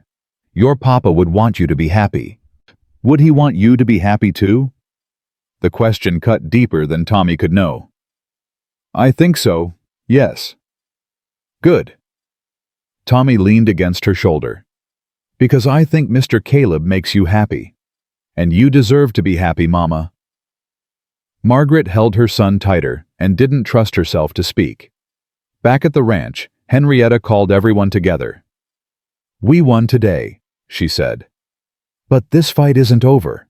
Harlan doesn't give up, neither does money. We need to be ready for whatever comes next. What can we do? Clara asked. For now, we stay vigilant. Nobody goes anywhere alone. We watch the roads, watch the property lines, watch for anything suspicious. Henrietta looked at Caleb. I want extra men on patrol, day and night. Already done. Good. Margaret, you and the children stay close to the main house. Don't go wandering. I understand. I mean it. Harlan's got resources. Men who'll do things for money that decent folks won't do. Until we figure out his next move, we assume the worst. The meeting dispersed. Margaret started toward her cabin, but Caleb caught her arm. Wait. What is it? I need to tell you something. About Harlan. About the mine. Something in his voice made her go still. What? Caleb looked around, making sure they were alone. Before I came here, I worked a job in Colorado, just for a few months. The foreman on that job, he used to work for the Sullivan mine. Margaret's heart started hammering. He told me things that happened before the collapse. Said there were report safety inspections that showed the supports were failing. Said the company knew and covered it up. Mrs. Blackwood told me the same thing. But she didn't tell you this. Caleb's voice dropped. The foreman, his name was Jacob Winters. He kept copies. Copies of the inspection reports. The real ones before they were doctored. Margaret's breath stopped. Where are they? He hid them. Said if anything ever happened to him, they'd be found. But nothing happened. He just disappeared one day. I didn't think much of it at the time, but now you think Harlan made him disappear. I think it's possible, and I think those reports are still out there somewhere. If we could find them, we could prove Harlan knew, prove the collapse wasn't an accident, prove he murdered 23 men, including your husband. Margaret's legs went weak. That would destroy him. That's the idea. But how do we find them if Winters is gone? He had a sister, in Cheyenne. Said he wrote to her every week. If anyone knows where those reports are, she does. Cheyenne. That's where I was going when... Margaret stopped. The irony was almost too much. I know. That's why I didn't say anything before. Didn't want you going there alone, putting yourself in danger again. But now we've got something to fight for, and fight with. Margaret's mind raced. If they could find those reports, if they could prove what Harlan did, it wouldn't just save her children, it would avenge Patrick. Give his death meaning. When do we leave? Caleb almost smiled. Tomorrow, if Henrietta agrees. Henrietta didn't just agree. She insisted on coming. This is my fight too, she said. Harlan's been trying to take my land for years. If we can bring him down, we do it together. They left at dawn. Caleb, Margaret, Henrietta, and two of the most trusted ranch hands. Tommy and Rosie stayed behind with Clara, surrounded by armed men who'd been ordered to shoot first and ask questions later. The goodbye nearly broke Margaret. Mama, please don't go. Rosie clung to her leg. Please stay. I have to do this, baby, to keep you safe. But what if you don't come back? What if... I'll come back, I promise. You promised Papa would come back too. The words hit like a blade. Margaret knelt, took her daughter's face in her hands. Listen to me, Margaret Sullivan. I am coming back, and when I do, we're going to be safe, really safe, forever. Do you understand? Rosie nodded, tears streaming.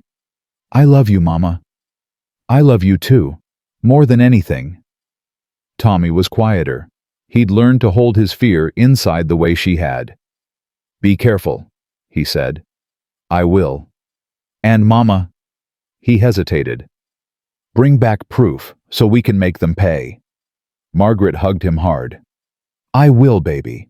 I will. The journey to Cheyenne took 3 days. 3 days of hard riding cold camps and watching the horizon for trouble.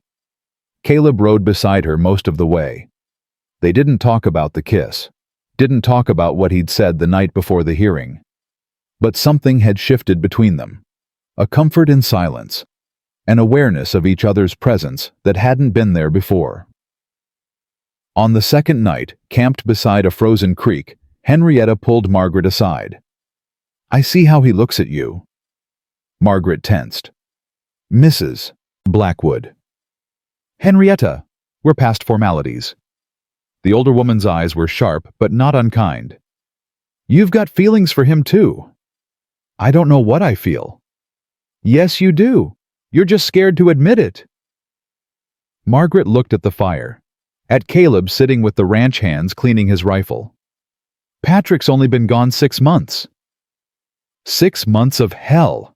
6 months that aged you 10 years. Henrietta moved closer. I lost my husband too. 40 years we were married. When he died, I thought I'd never feel anything again.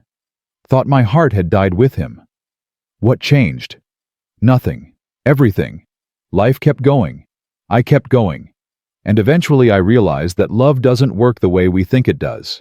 It's not a well that runs dry. It's a river. Keeps flowing, keeps finding new channels. Loving someone new doesn't mean you stopped loving the one you lost. People would talk, say I didn't mourn properly. People are idiots, and they'll talk regardless. Henrietta's voice softened. That man saved your life. Saved your children. He looks at you like you're the answer to a prayer he didn't know he was praying. And you look at him like he's the first warm thing you've felt in years. It's too soon.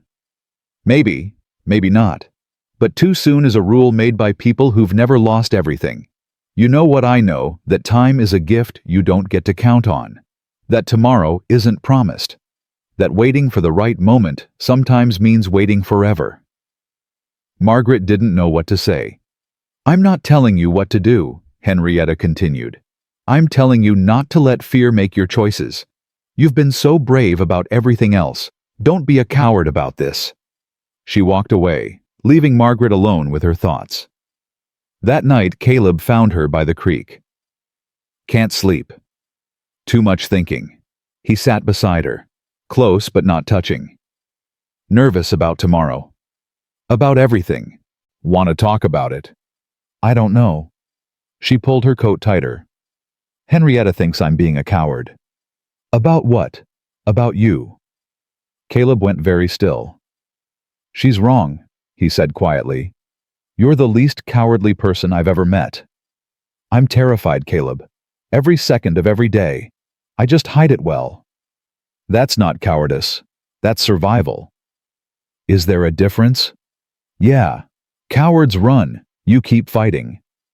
Margaret finally looked at him, his face in the moonlight, the scar on his cheek, the eyes that had seen too much and still chose kindness. What you said before the hearing, about loving me. I meant it. I know. She took a breath. I'm not ready to say it back. I may never be ready. But, her voice caught. But I want to try. If you're willing to wait. Margaret. He turned to face her fully. I waited 8 years to feel anything again. I can wait as long as you need. It might be a long time. I'm not going anywhere. Something broke open inside her. Something that had been frozen for 6 months longer, maybe. Since before Patrick died, when she'd started to realize that love and marriage weren't the same thing, that she'd been alone even while sharing a bed. Caleb. Yeah. Thank you for stopping that day in the storm. I'll never stop being grateful I did. They sat in silence, watching the stars until the cold drove them back to camp. But something had changed. Something small and fragile and new. Hope. Cheyenne was bigger than Margaret expected, louder, fuller of people and noise and chaos. They found Jacob Winter's sister Martha living in a boarding house on the edge of town. She was small, gray-haired, and suspicious. Who wants to know about my brother? My name is Margaret Sullivan. My husband died in the Sullivan mine collapse. I believe your brother had information about what really happened. Martha's face changed. Fear flickered across it, then determination. Jacob told me about you, said if anyone ever came asking, I should trust them. She stepped back. Come in, quickly. The room was cramped but clean. Martha closed the door, checked the window, then turned to face them. My brother didn't disappear. He was killed. Margaret's stomach dropped. Killed? Made to look like an accident. Horse threw him on an empty road. But Jacob was the best horseman I ever knew. No horse threw him. Harlan, Caleb said. That's what I believe. Jacob had been trying to find a way to expose what happened. Had documents, reports that proved the company knew the mine was unsafe. He was going to take them to a newspaper in Denver, but someone found out. The documents, Margaret pressed. Do you know where they are? Martha was quiet for a long moment. He told me if anything happened to him to keep them safe. Said someday someone would come who could use them. We can use them. We can bring Harlan down. Can you? Martha's eyes were sharp. He's powerful, rich, connected. People have tried before. They ended up like my brother. We have nothing left to lose, Margaret said. He's already taken my husband. Now he's trying to take my children. I will fight him until one of us is destroyed. Martha studied her. Whatever she saw must have satisfied her. Follow me. She led them to a loose floorboard in the corner of the room. Beneath it was a metal box, rusted but intact. Inside were papers, dozens of them. Inspection reports with damning findings. Letters between company officials discussing how to hide the problems. And at the bottom, a signed memo from Victor Harlan himself, ordering the inspectors to falsify their reports. This is it, Caleb breathed. This is everything we need. Take it, Martha said. End this. For Jacob, for your husband, for everyone that man has destroyed. Margaret held the papers like they were made of gold. Thank you. I won't let this be wasted. I know you won't. Martha touched her hand. I can see it in your eyes. You're a fighter, just like Jacob was. They left Cheyenne that afternoon. Every instinct screaming to move fast to get back to the ranch before Harlan could find out what they'd discovered. They made it 2 miles out of town before the ambush. 6 men on horseback, armed, blocking the road. Mrs. Sullivan. The lead rider tipped his hat with mock courtesy. Mr. Harlan would like a word. Caleb's hand went to his gun. Don't. The rider's smile was cold. You're outnumbered. Don't make this harder than it needs to be. What does Harlan want? Those papers you're carrying. Hand them over and you can go. And if we don't, the rider shrugged, then you don't go anywhere, ever. Margaret's mind raced. The papers were everything. Without them, they had nothing. How did he know? Her voice came out stronger than she felt. Mr. Harlan knows everything, ma'am. He's got eyes in every town, every road, every corner of this territory. You can't outrun him, can't hide from him. Best thing you can do is give up and go home. Go home to what he's trying to take my children. That's between you and him. I'm just here for the papers. Caleb shifted beside her. She felt him calculating the odds, the angles, the chances of getting out of this alive. Margaret, his voice was low, on my signal run, don't look back. I'm not leaving you. The papers matter more than me. You matter more than the papers. He looked at her, something fierce and desperate in his eyes. Please, for your children. Before she could respond, Henrietta spoke up. Gentlemen, I think we can resolve this without violence. The lead rider snorted. Stay out of this, old woman. Old woman. Henrietta's voice was ice. I'm Henrietta Blackwood. I own more land in this territory than your boss has ever seen. I've buried a husband, survived 2 droughts, and run a ranch through a war. You want to threaten me? Better men have tried. The riders exchanged uncertain looks. We don't want trouble, Mrs. Blackwood. We just want the papers. And I want a lot of things. But here's what's going to happen. Henrietta straightened in her saddle. You're going to let us pass. And you're going to tell your boss that if he wants those papers, he can come get them himself, in court, like a civilized human being instead of the snake he is. Mrs. Blackwood. I'm not finished. You're also going to tell him that every newspaper from here to San Francisco will have copies of these documents by week's end. That whatever he's planning to do to us, it won't matter. The truth is coming out. He won't like that. I don't care what he likes. I care about justice. Now move. The standoff stretched. Margaret's heart pounded so hard she could feel it in her throat. Then the lead rider stepped aside. This isn't over, he said as they passed. No, Henrietta agreed. It's just beginning. They rode hard for the next 2 days. No stops longer than necessary. No fires at night. eyes always on the horizon. But Harlan's men didn't follow. Whatever Henrietta had said had bought them time. They reached the ranch just after sunset on the fourth day. Tommy and Rosie were waiting on the porch, Clara behind them. "Mama!" Margaret barely got off her horse before both children slammed into her. "You came back! You came back! I told you I would. Did you find it?" Tommy pulled back, searching her face. "The proof." Margaret looked at Caleb, at Henrietta, at the metal box of papers that would change everything. "We found it, baby. We found everything." The next days were a blur of activity. Whitmore, the lawyer, took copies of the documents to 3 different newspapers, one in Denver, one in San Francisco, one in Washington. Each time he used a different messenger, a different route. By the time Harlan figured out what was happening, the story was already spreading. Mining company cover-up exposed 23 dead in preventable tragedy. Victor Harlan accused of negligent homicide. The headlines screamed across the territory. People who'd been afraid to speak started talking. Other families who'd lost men in the collapse came forward. Former employees who'd been paid to stay silent found their voices. And then the law came for Victor Harlan. Margaret was in the kitchen when Caleb brought the news. "They arrested him this morning. Federal marshals. He's being held for trial." She sat down slowly. Her hands were shaking. "It's over. The criminal case is just starting. But yeah, Harlan's finished. He'll never hurt anyone again." And Cornelius dropped his petition. Turns out he was being paid by Harlan to pursue custody. Without Harlan's money, he's got nothing. Margaret closed her eyes. Let the reality wash over her. Safe. Her children were safe. Patrick was avenged. It was over. "Margaret." Caleb's voice was gentle. "There's something else." "What?" "The inheritance.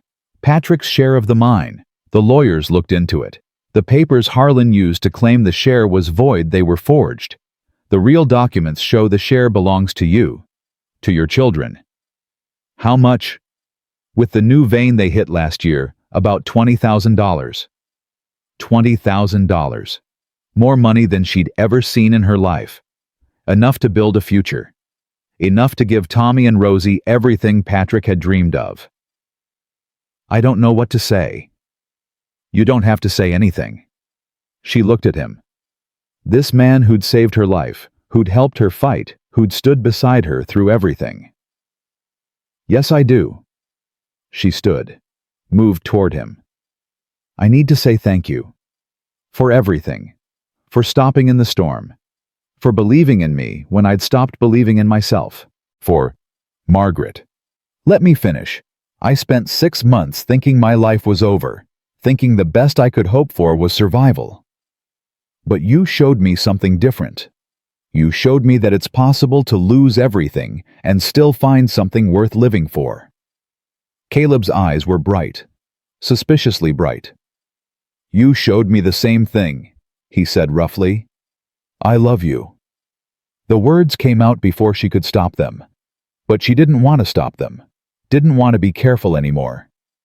"I love you, Caleb McAllister. I don't know when it happened or how. I just know that when I think about the future, you're in it. When I think about my children growing up, you're there. When I think about being happy again, really happy, it's with you." Caleb crossed the distance between them in 2 steps. His hands cupped her face. "Say it again." "I love you." "Again." "I love you." He kissed her. Not gentle this time. Desperate. Like a man who'd been drowning and finally found air. When they broke apart, both were breathing hard. "Marry me," he said. "What?" "Marry me. Be my wife. Let me be a father to Tommy and Rosie. Let me spend the rest of my life making you happy." "Caleb, it's only been..." "I don't care how long it's been. I don't care what people think. I've spent 8 years alone because I was too scared to try again. I'm not scared anymore. You taught me that. I need to ask the children." "I already did." Margaret stared at him. What? Last night, I asked Tommy if he'd be okay with me courting you properly. He said, Caleb smiled. He said it was about time. And Rosie, she asked if she could call me Papa. Tears spilled down Margaret's cheeks. What did you tell her? I told her yes, if her mama said it was okay.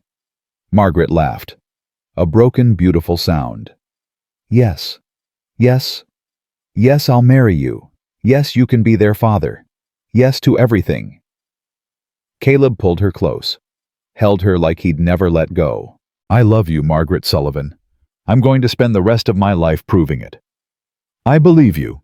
And standing there in the kitchen, wrapped in the arms of a man she'd never expected to find, Margaret finally let herself believe in second chances. The wedding was simple. They held it at the ranch on a clear spring morning with wildflowers in the meadow and sunshine warming the air.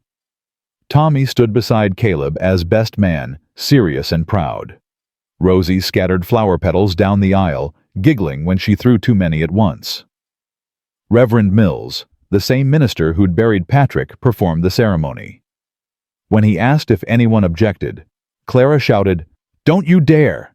And everyone laughed. Henrietta gave Margaret away. When asked why, she said simply, "Someone has to, and I've gotten rather attached to this family." Margaret wore a cream-colored dress that Clara had altered from one of Henrietta's old gowns.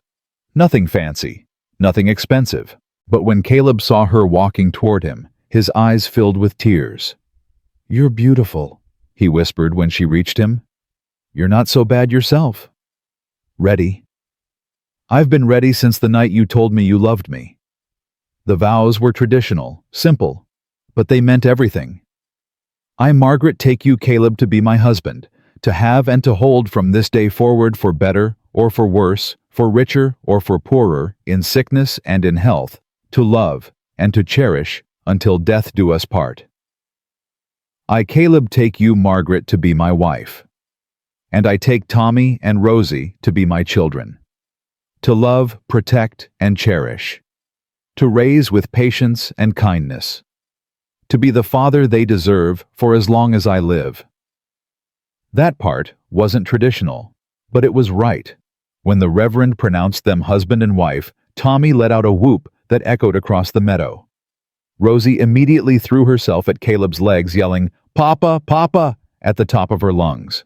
Caleb scooped her up, pulled Tommy close, and looked at Margaret with eyes full of everything words couldn't say. "We did it," he said. "We did. What now?" Margaret looked at her family, at the children she'd almost lost, at the man who'd given her a second chance, at the future stretching out ahead of them, full of possibility instead of fear. "Now we live," she said. "Really live." And they did. The first year of their marriage passed like a dream Margaret was afraid to trust. She kept waiting for something to go wrong, for the other shoe to drop, for life to remind her that happiness was borrowed, not owned, but the shoe never dropped. Summer brought long days of work and laughter. Tommy learned to rope properly, could bring down a calf faster than men twice his age. Rosie adopted every stray animal on the ranch, turning their cabin into a menagerie of kittens, puppies, and one particularly stubborn chicken she named Princess. Caleb fit into their lives like he'd always been there.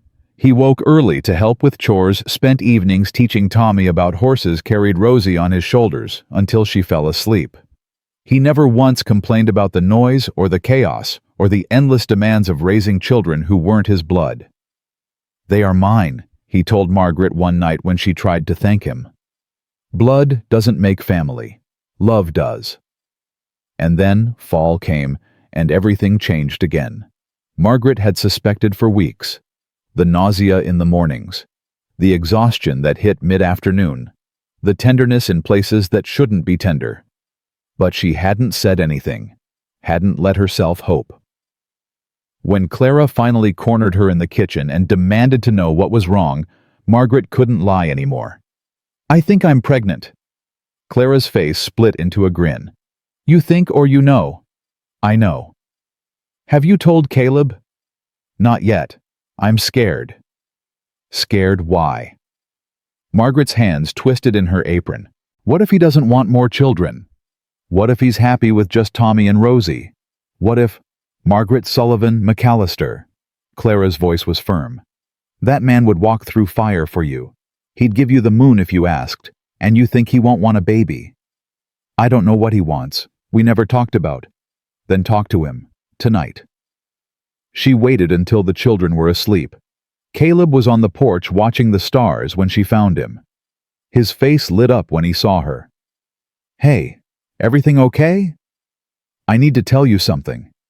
His expression shifted. Concern crept in. What's wrong? Nothing's wrong. At least I don't think. She took a breath.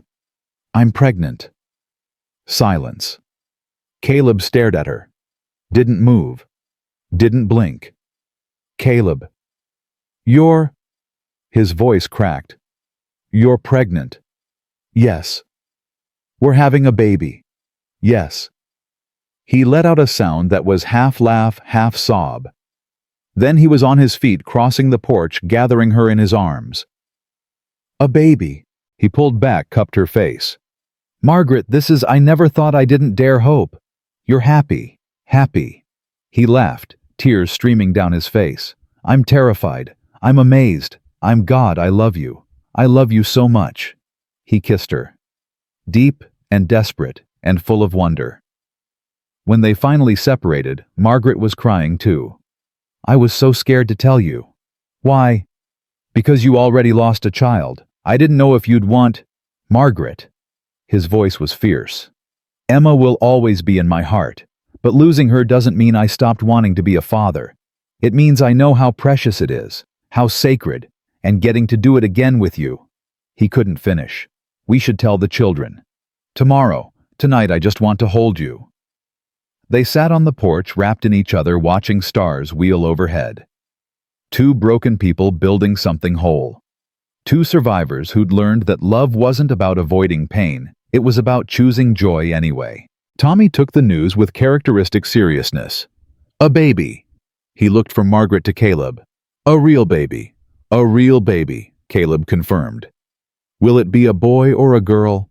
We won't know until it comes. I want a brother. Tommy's jaw set. I have enough sisters. Hey! Rosie punched his arm. I'm not that bad. You're exactly that bad. Children. Margaret's voice held a warning. Tommy ignored it.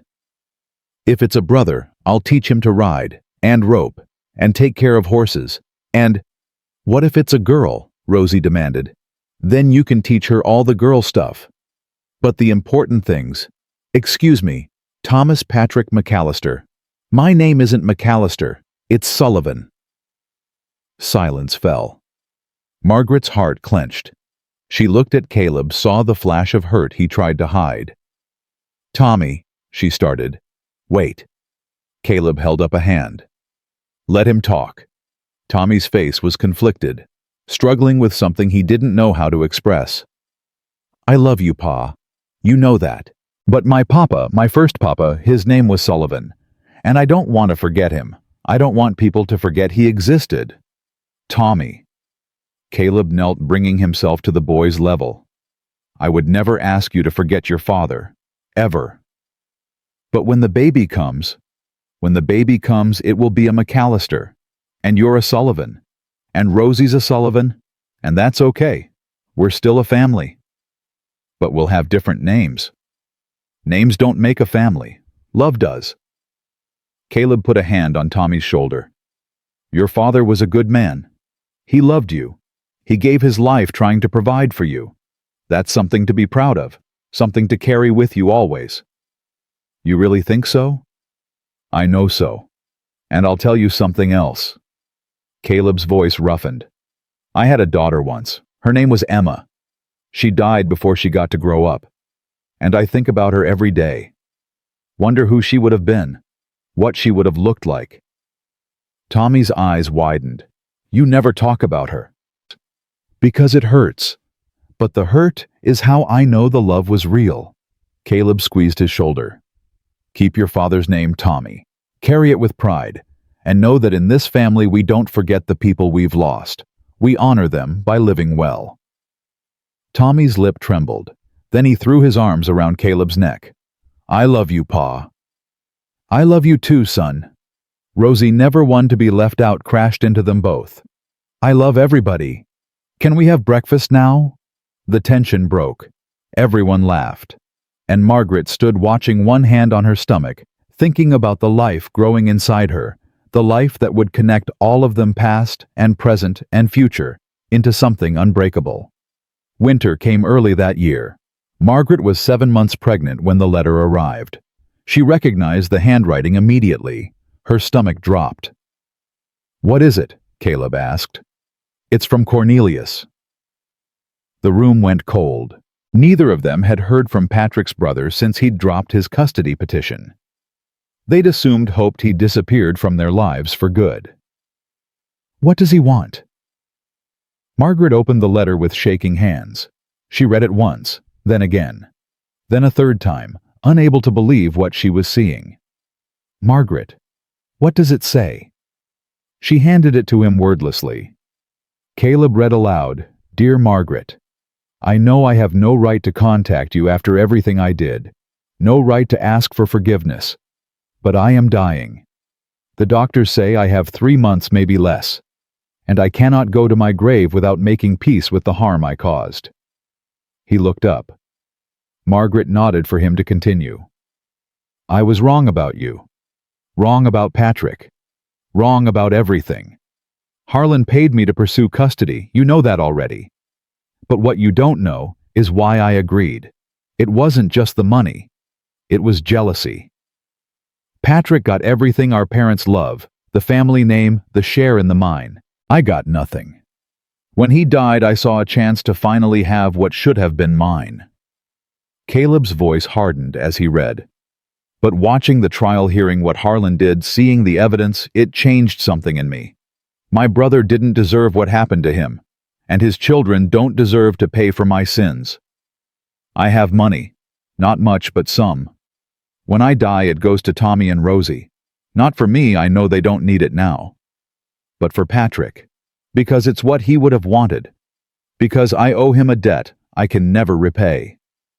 I don't expect you to forgive me. I don't deserve forgiveness. But I am sorry. Truly sorry. For everything." Caleb set down the letter. "What do you want to do?" Margaret sat heavily. The baby kicked, reminding her it was there. "I don't know." "You don't have to respond. You don't owe him anything." "I know." She pressed her hands to her stomach. "But Tommy and Rosie, he's their uncle. Their only connection to Patrick's family. He tried to take them from you. He was manipulated by Harlan. That doesn't excuse—" "No, it doesn't." Margaret looked at him. "But I've been thinking a lot lately. About forgiveness. About second chances. About what it means to really let go of the past. And I keep coming back to you. To us. To how we found each other." She took his hand. "If I hadn't been willing to trust again, to open my heart again, I wouldn't have you. I wouldn't have this life. I'd still be that woman in the blizzard, ready to give up. That's different. I didn't try to steal your children." "No. But you understood loss. You understood making terrible choices because you were in pain." She paused. "Cornelius lost his brother, his only family, and instead of grieving properly, he let Harlan twist that grief into something ugly. You're too kind. Maybe. Or maybe I'm just tired of carrying anger." Margaret squeezed his hand. "I'm not saying I forgive him. I'm not sure I can. But I don't want to spend the rest of my life hating him either. That's a weight I don't need." Caleb studied her face. Whatever he saw there softened something in his expression. "What do you want to do?" "I want to write back.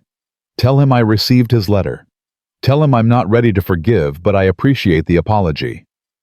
She hesitated. "And I want to tell him about the baby, about our family, about how despite everything we found happiness." "Why?"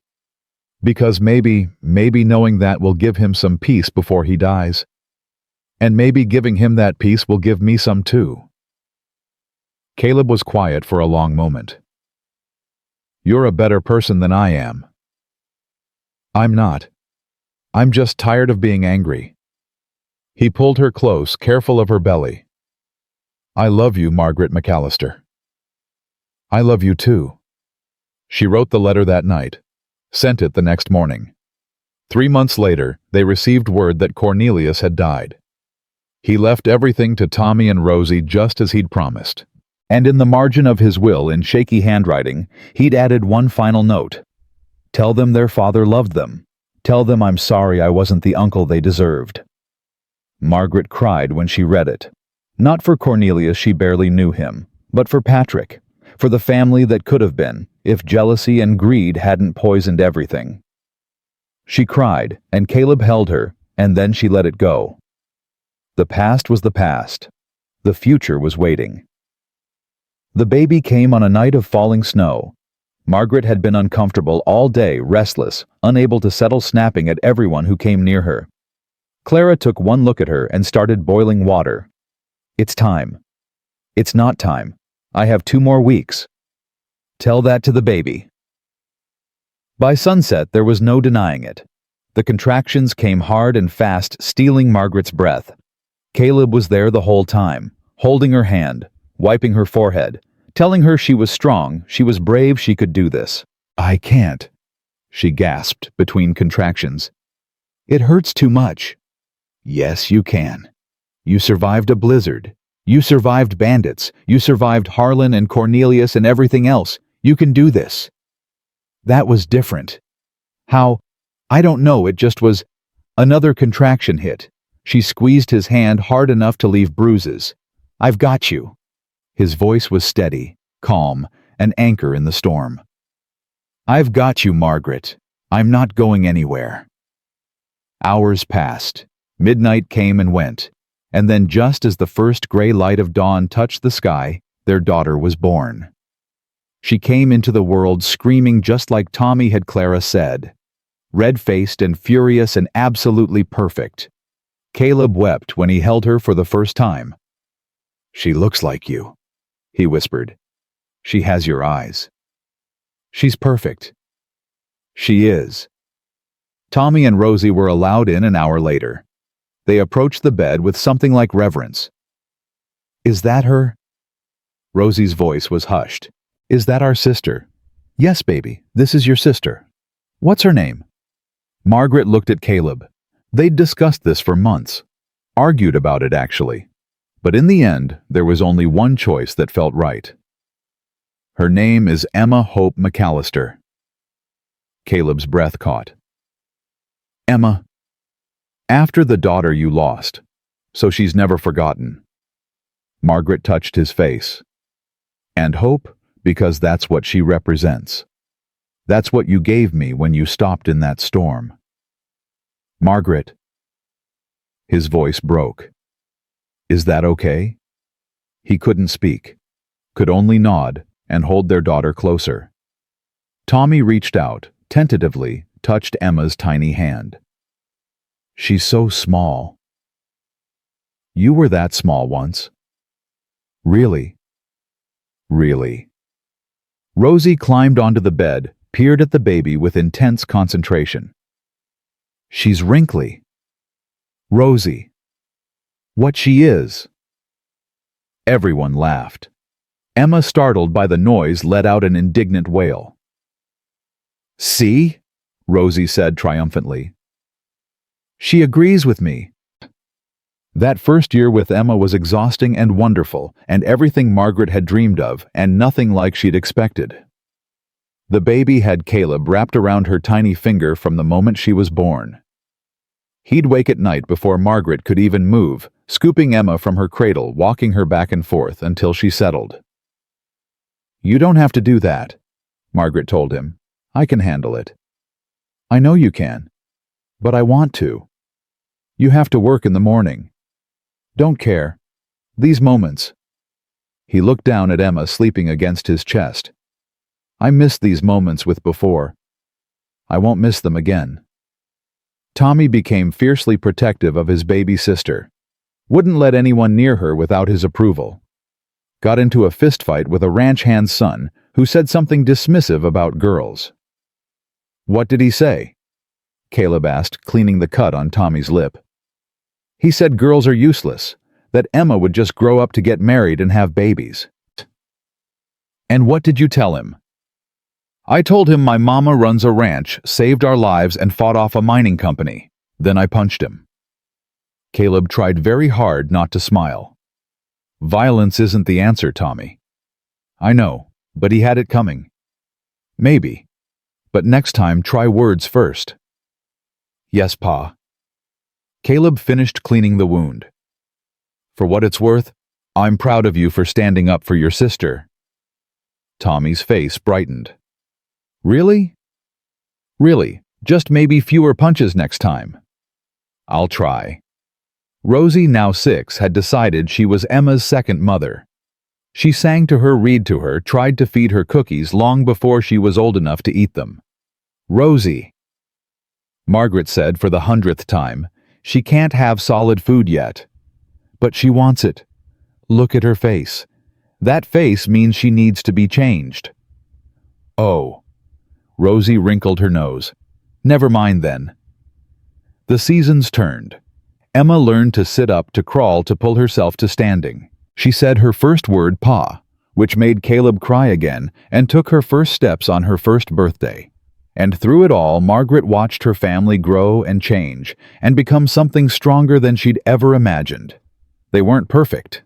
Tommy still had nightmares, sometimes still carried wounds from watching his first father die. Rosie still asked about Patrick, trying to remember a face she'd nearly forgotten. Margaret still woke some nights in a cold sweat, dreaming of blizzards and bandits and the weight of choices that almost destroyed them. But they had each other, and that was enough. On the second anniversary of their meeting, the anniversary of the blizzard, Margaret found Caleb sitting alone on the porch. "Penny, for your thoughts." He looked up, smiled that smile that still made her heart skip. "Just thinking." "About what?" "About that night. About finding you." He pulled her down beside him. "Do you ever think about what would have happened if I hadn't stopped?" "Sometimes, in my worst moments." "Me too." His arm came around her shoulders. "I think about who I was before that night, how empty, how lost, how convinced I was that my life was over and I was just going through the motions until I died.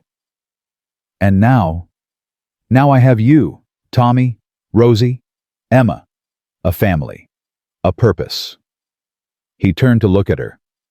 "You saved my life that night, Margaret, just as much as I saved yours. We saved each other." "Yeah, we did." They sat in comfortable silence, watching the stars. "Caleb?" "Yeah." "I need to tell you something." "What?" She took his hand, placed it on her stomach. "Again. Again." His face split into a grin. "How far along?" 2 months, maybe 3. "And you waited until now to tell me?" "I wanted it to be special. I wanted it to be tonight." He kissed her, soft and sweet and full of promise. "I love you, Margaret McAllister." "I love you too." "Think it'll be a boy this time? Does it matter?" "Not even a little." They stayed on the porch until the stars faded and the sun began to rise. Two people who'd found each other in a storm and built a life from the wreckage. The new baby came that fall, a boy. They named him Patrick James McAllister Patrick, for the father who'd loved Margaret, first James for Caleb's own father. Tommy was 11 now, tall and serious, showing signs of the man he'd become. He held his baby brother with the same fierce protectiveness he showed Emma. "I'll teach him everything," he promised. "How to ride, how to rope, how to be a good man." "I know you will," Caleb said, "because you're already becoming one." Rosie, at 8, declared herself chief baby entertainer. She put on puppet shows, made up songs, turned every feeding into a performance. Emma, almost 2, was deeply suspicious of this new creature taking up space in her house. She spent the first week glaring at baby Patrick like he was an intruder. "She'll get over it," Clara said. "What if she doesn't? Then she'll have a sibling rivalry to keep things interesting." Margaret laughed. It felt natural now. Easy. The kind of laugh that came from deep inside, from a place she'd thought was broken forever. Henrietta watched it all with satisfaction. "Told you," she said one evening as Margaret helped her with the ranch books. "Told you not to let fear make your choices." "You were right." "I'm always right. It's one of my many talents." "Humble, too." "That, too." Henrietta set down her pen. "I'm proud of you, Margaret. Proud of what you've built here. Proud of the mother you are, the wife, the woman. I had help. Everyone has help. The question is whether you're brave enough to accept it." Henrietta's eyes were sharp but warm. "You were. That's what matters." Years passed. Children grew. Tommy became the foreman of Blackwood Ranch at 21, the youngest in its history. He married a schoolteacher from Cheyenne, had children of his own, never stopped visiting his mother every Sunday. Rosie went east for education, came back a doctor, the first female physician in the territory. She opened a clinic in town, delivered babies, set bones, saved lives. She never married, but she never seemed lonely either. Emma grew into a fierce, stubborn woman who looked exactly like Margaret, but had Caleb's quiet strength. She took over the ranch when Henrietta finally passed, ran it with an iron will and a soft heart. Patrick Jr. became a lawyer. Spent his life fighting the kind of injustice that had nearly destroyed his family. He never forgot the story of the Sullivan mine, never stopped working to make sure it couldn't happen again.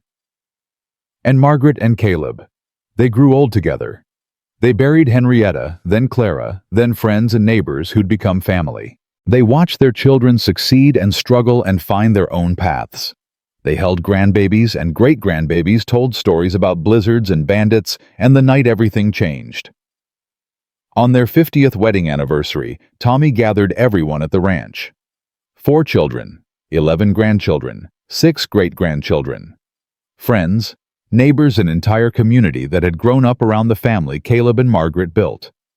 "Speech!" someone yelled. Caleb stood. He was 84 now, gray-haired and weathered, but his eyes were still sharp. His hand still found Margaret's like it had every day for 50 years. "I'm not good at speeches," he said. "Never have been. But I want to say something to all of you." He looked around the room, at the faces of the family he'd never expected to have. 50 years ago, I was a broken man. Lost. Alone. Convinced my life was over. And then one night, in the worst blizzard I'd ever seen, I found 3 people huddled by an overturned wagon, a woman and her 2 children, dying. His voice roughened. I could have ridden past. It would have been easier. Safer. But something made me stop. Something I still don't understand. He looked at Margaret. Her eyes were bright with tears. I thought I was saving them. Turns out they saved me. Margaret gave me a reason to live. Tommy and Rosie gave me a chance to be a father again. And everything that came after Emma, Patrick, all of you, none of it would exist if I'd kept riding that night. He raised his glass. So here's to second chances. To the people brave enough to take them, and to the family I never knew I needed until I found them in a storm. To second chances, everyone echoed. That night, after the guests had gone and the house had finally quieted, Margaret and Caleb sat on their porch. The same porch where they'd sat 1,000 times before. Where they'd talked about their pasts and planned their futures and watched their children grow. Tired? Caleb asked. Exhausted, but happy. Good kind of tired. The best kind. She leaned against his shoulder. His arm came around her automatically. Caleb. Yeah. Thank you. For what? For stopping. All those years ago. For not riding past. He pressed a kiss to her hair. Thank you for letting me stay. They sat in comfortable silence, 2 old people who'd once been young and desperate, who'd found each other in the worst moment of their lives and built something beautiful from the wreckage. Margaret. Yeah. I love you. I know. I love you too. Think we did okay with everything. Margaret looked out at the land that had become home. at the house full of memories, at the legacy they were leaving behind. I think we did more than okay. I think we did something remarkable. What's that? We survived. We lived. We loved.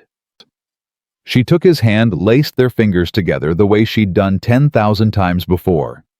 We proved that second chances are real, that it's never too late to start over, that broken people can build whole families. Is that what we proved? That's what I learned. From you. From us.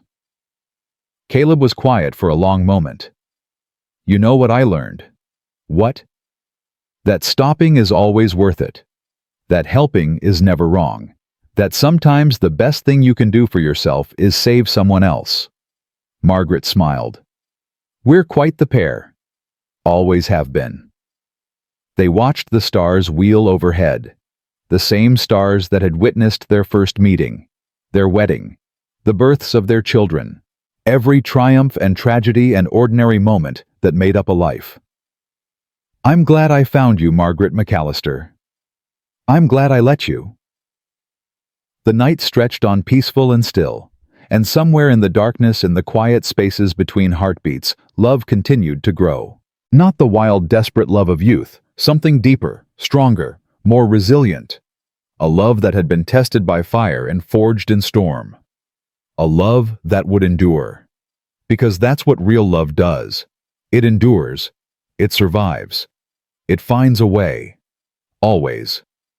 Margaret closed her eyes, felt Caleb's heartbeat against her shoulder, and let herself rest in the certainty that no matter what came next, she would never face it alone.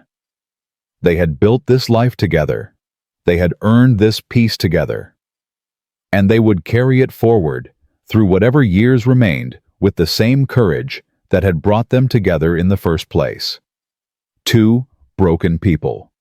One impossible chance. A lifetime of love. That was their story. That was their legacy. That was enough.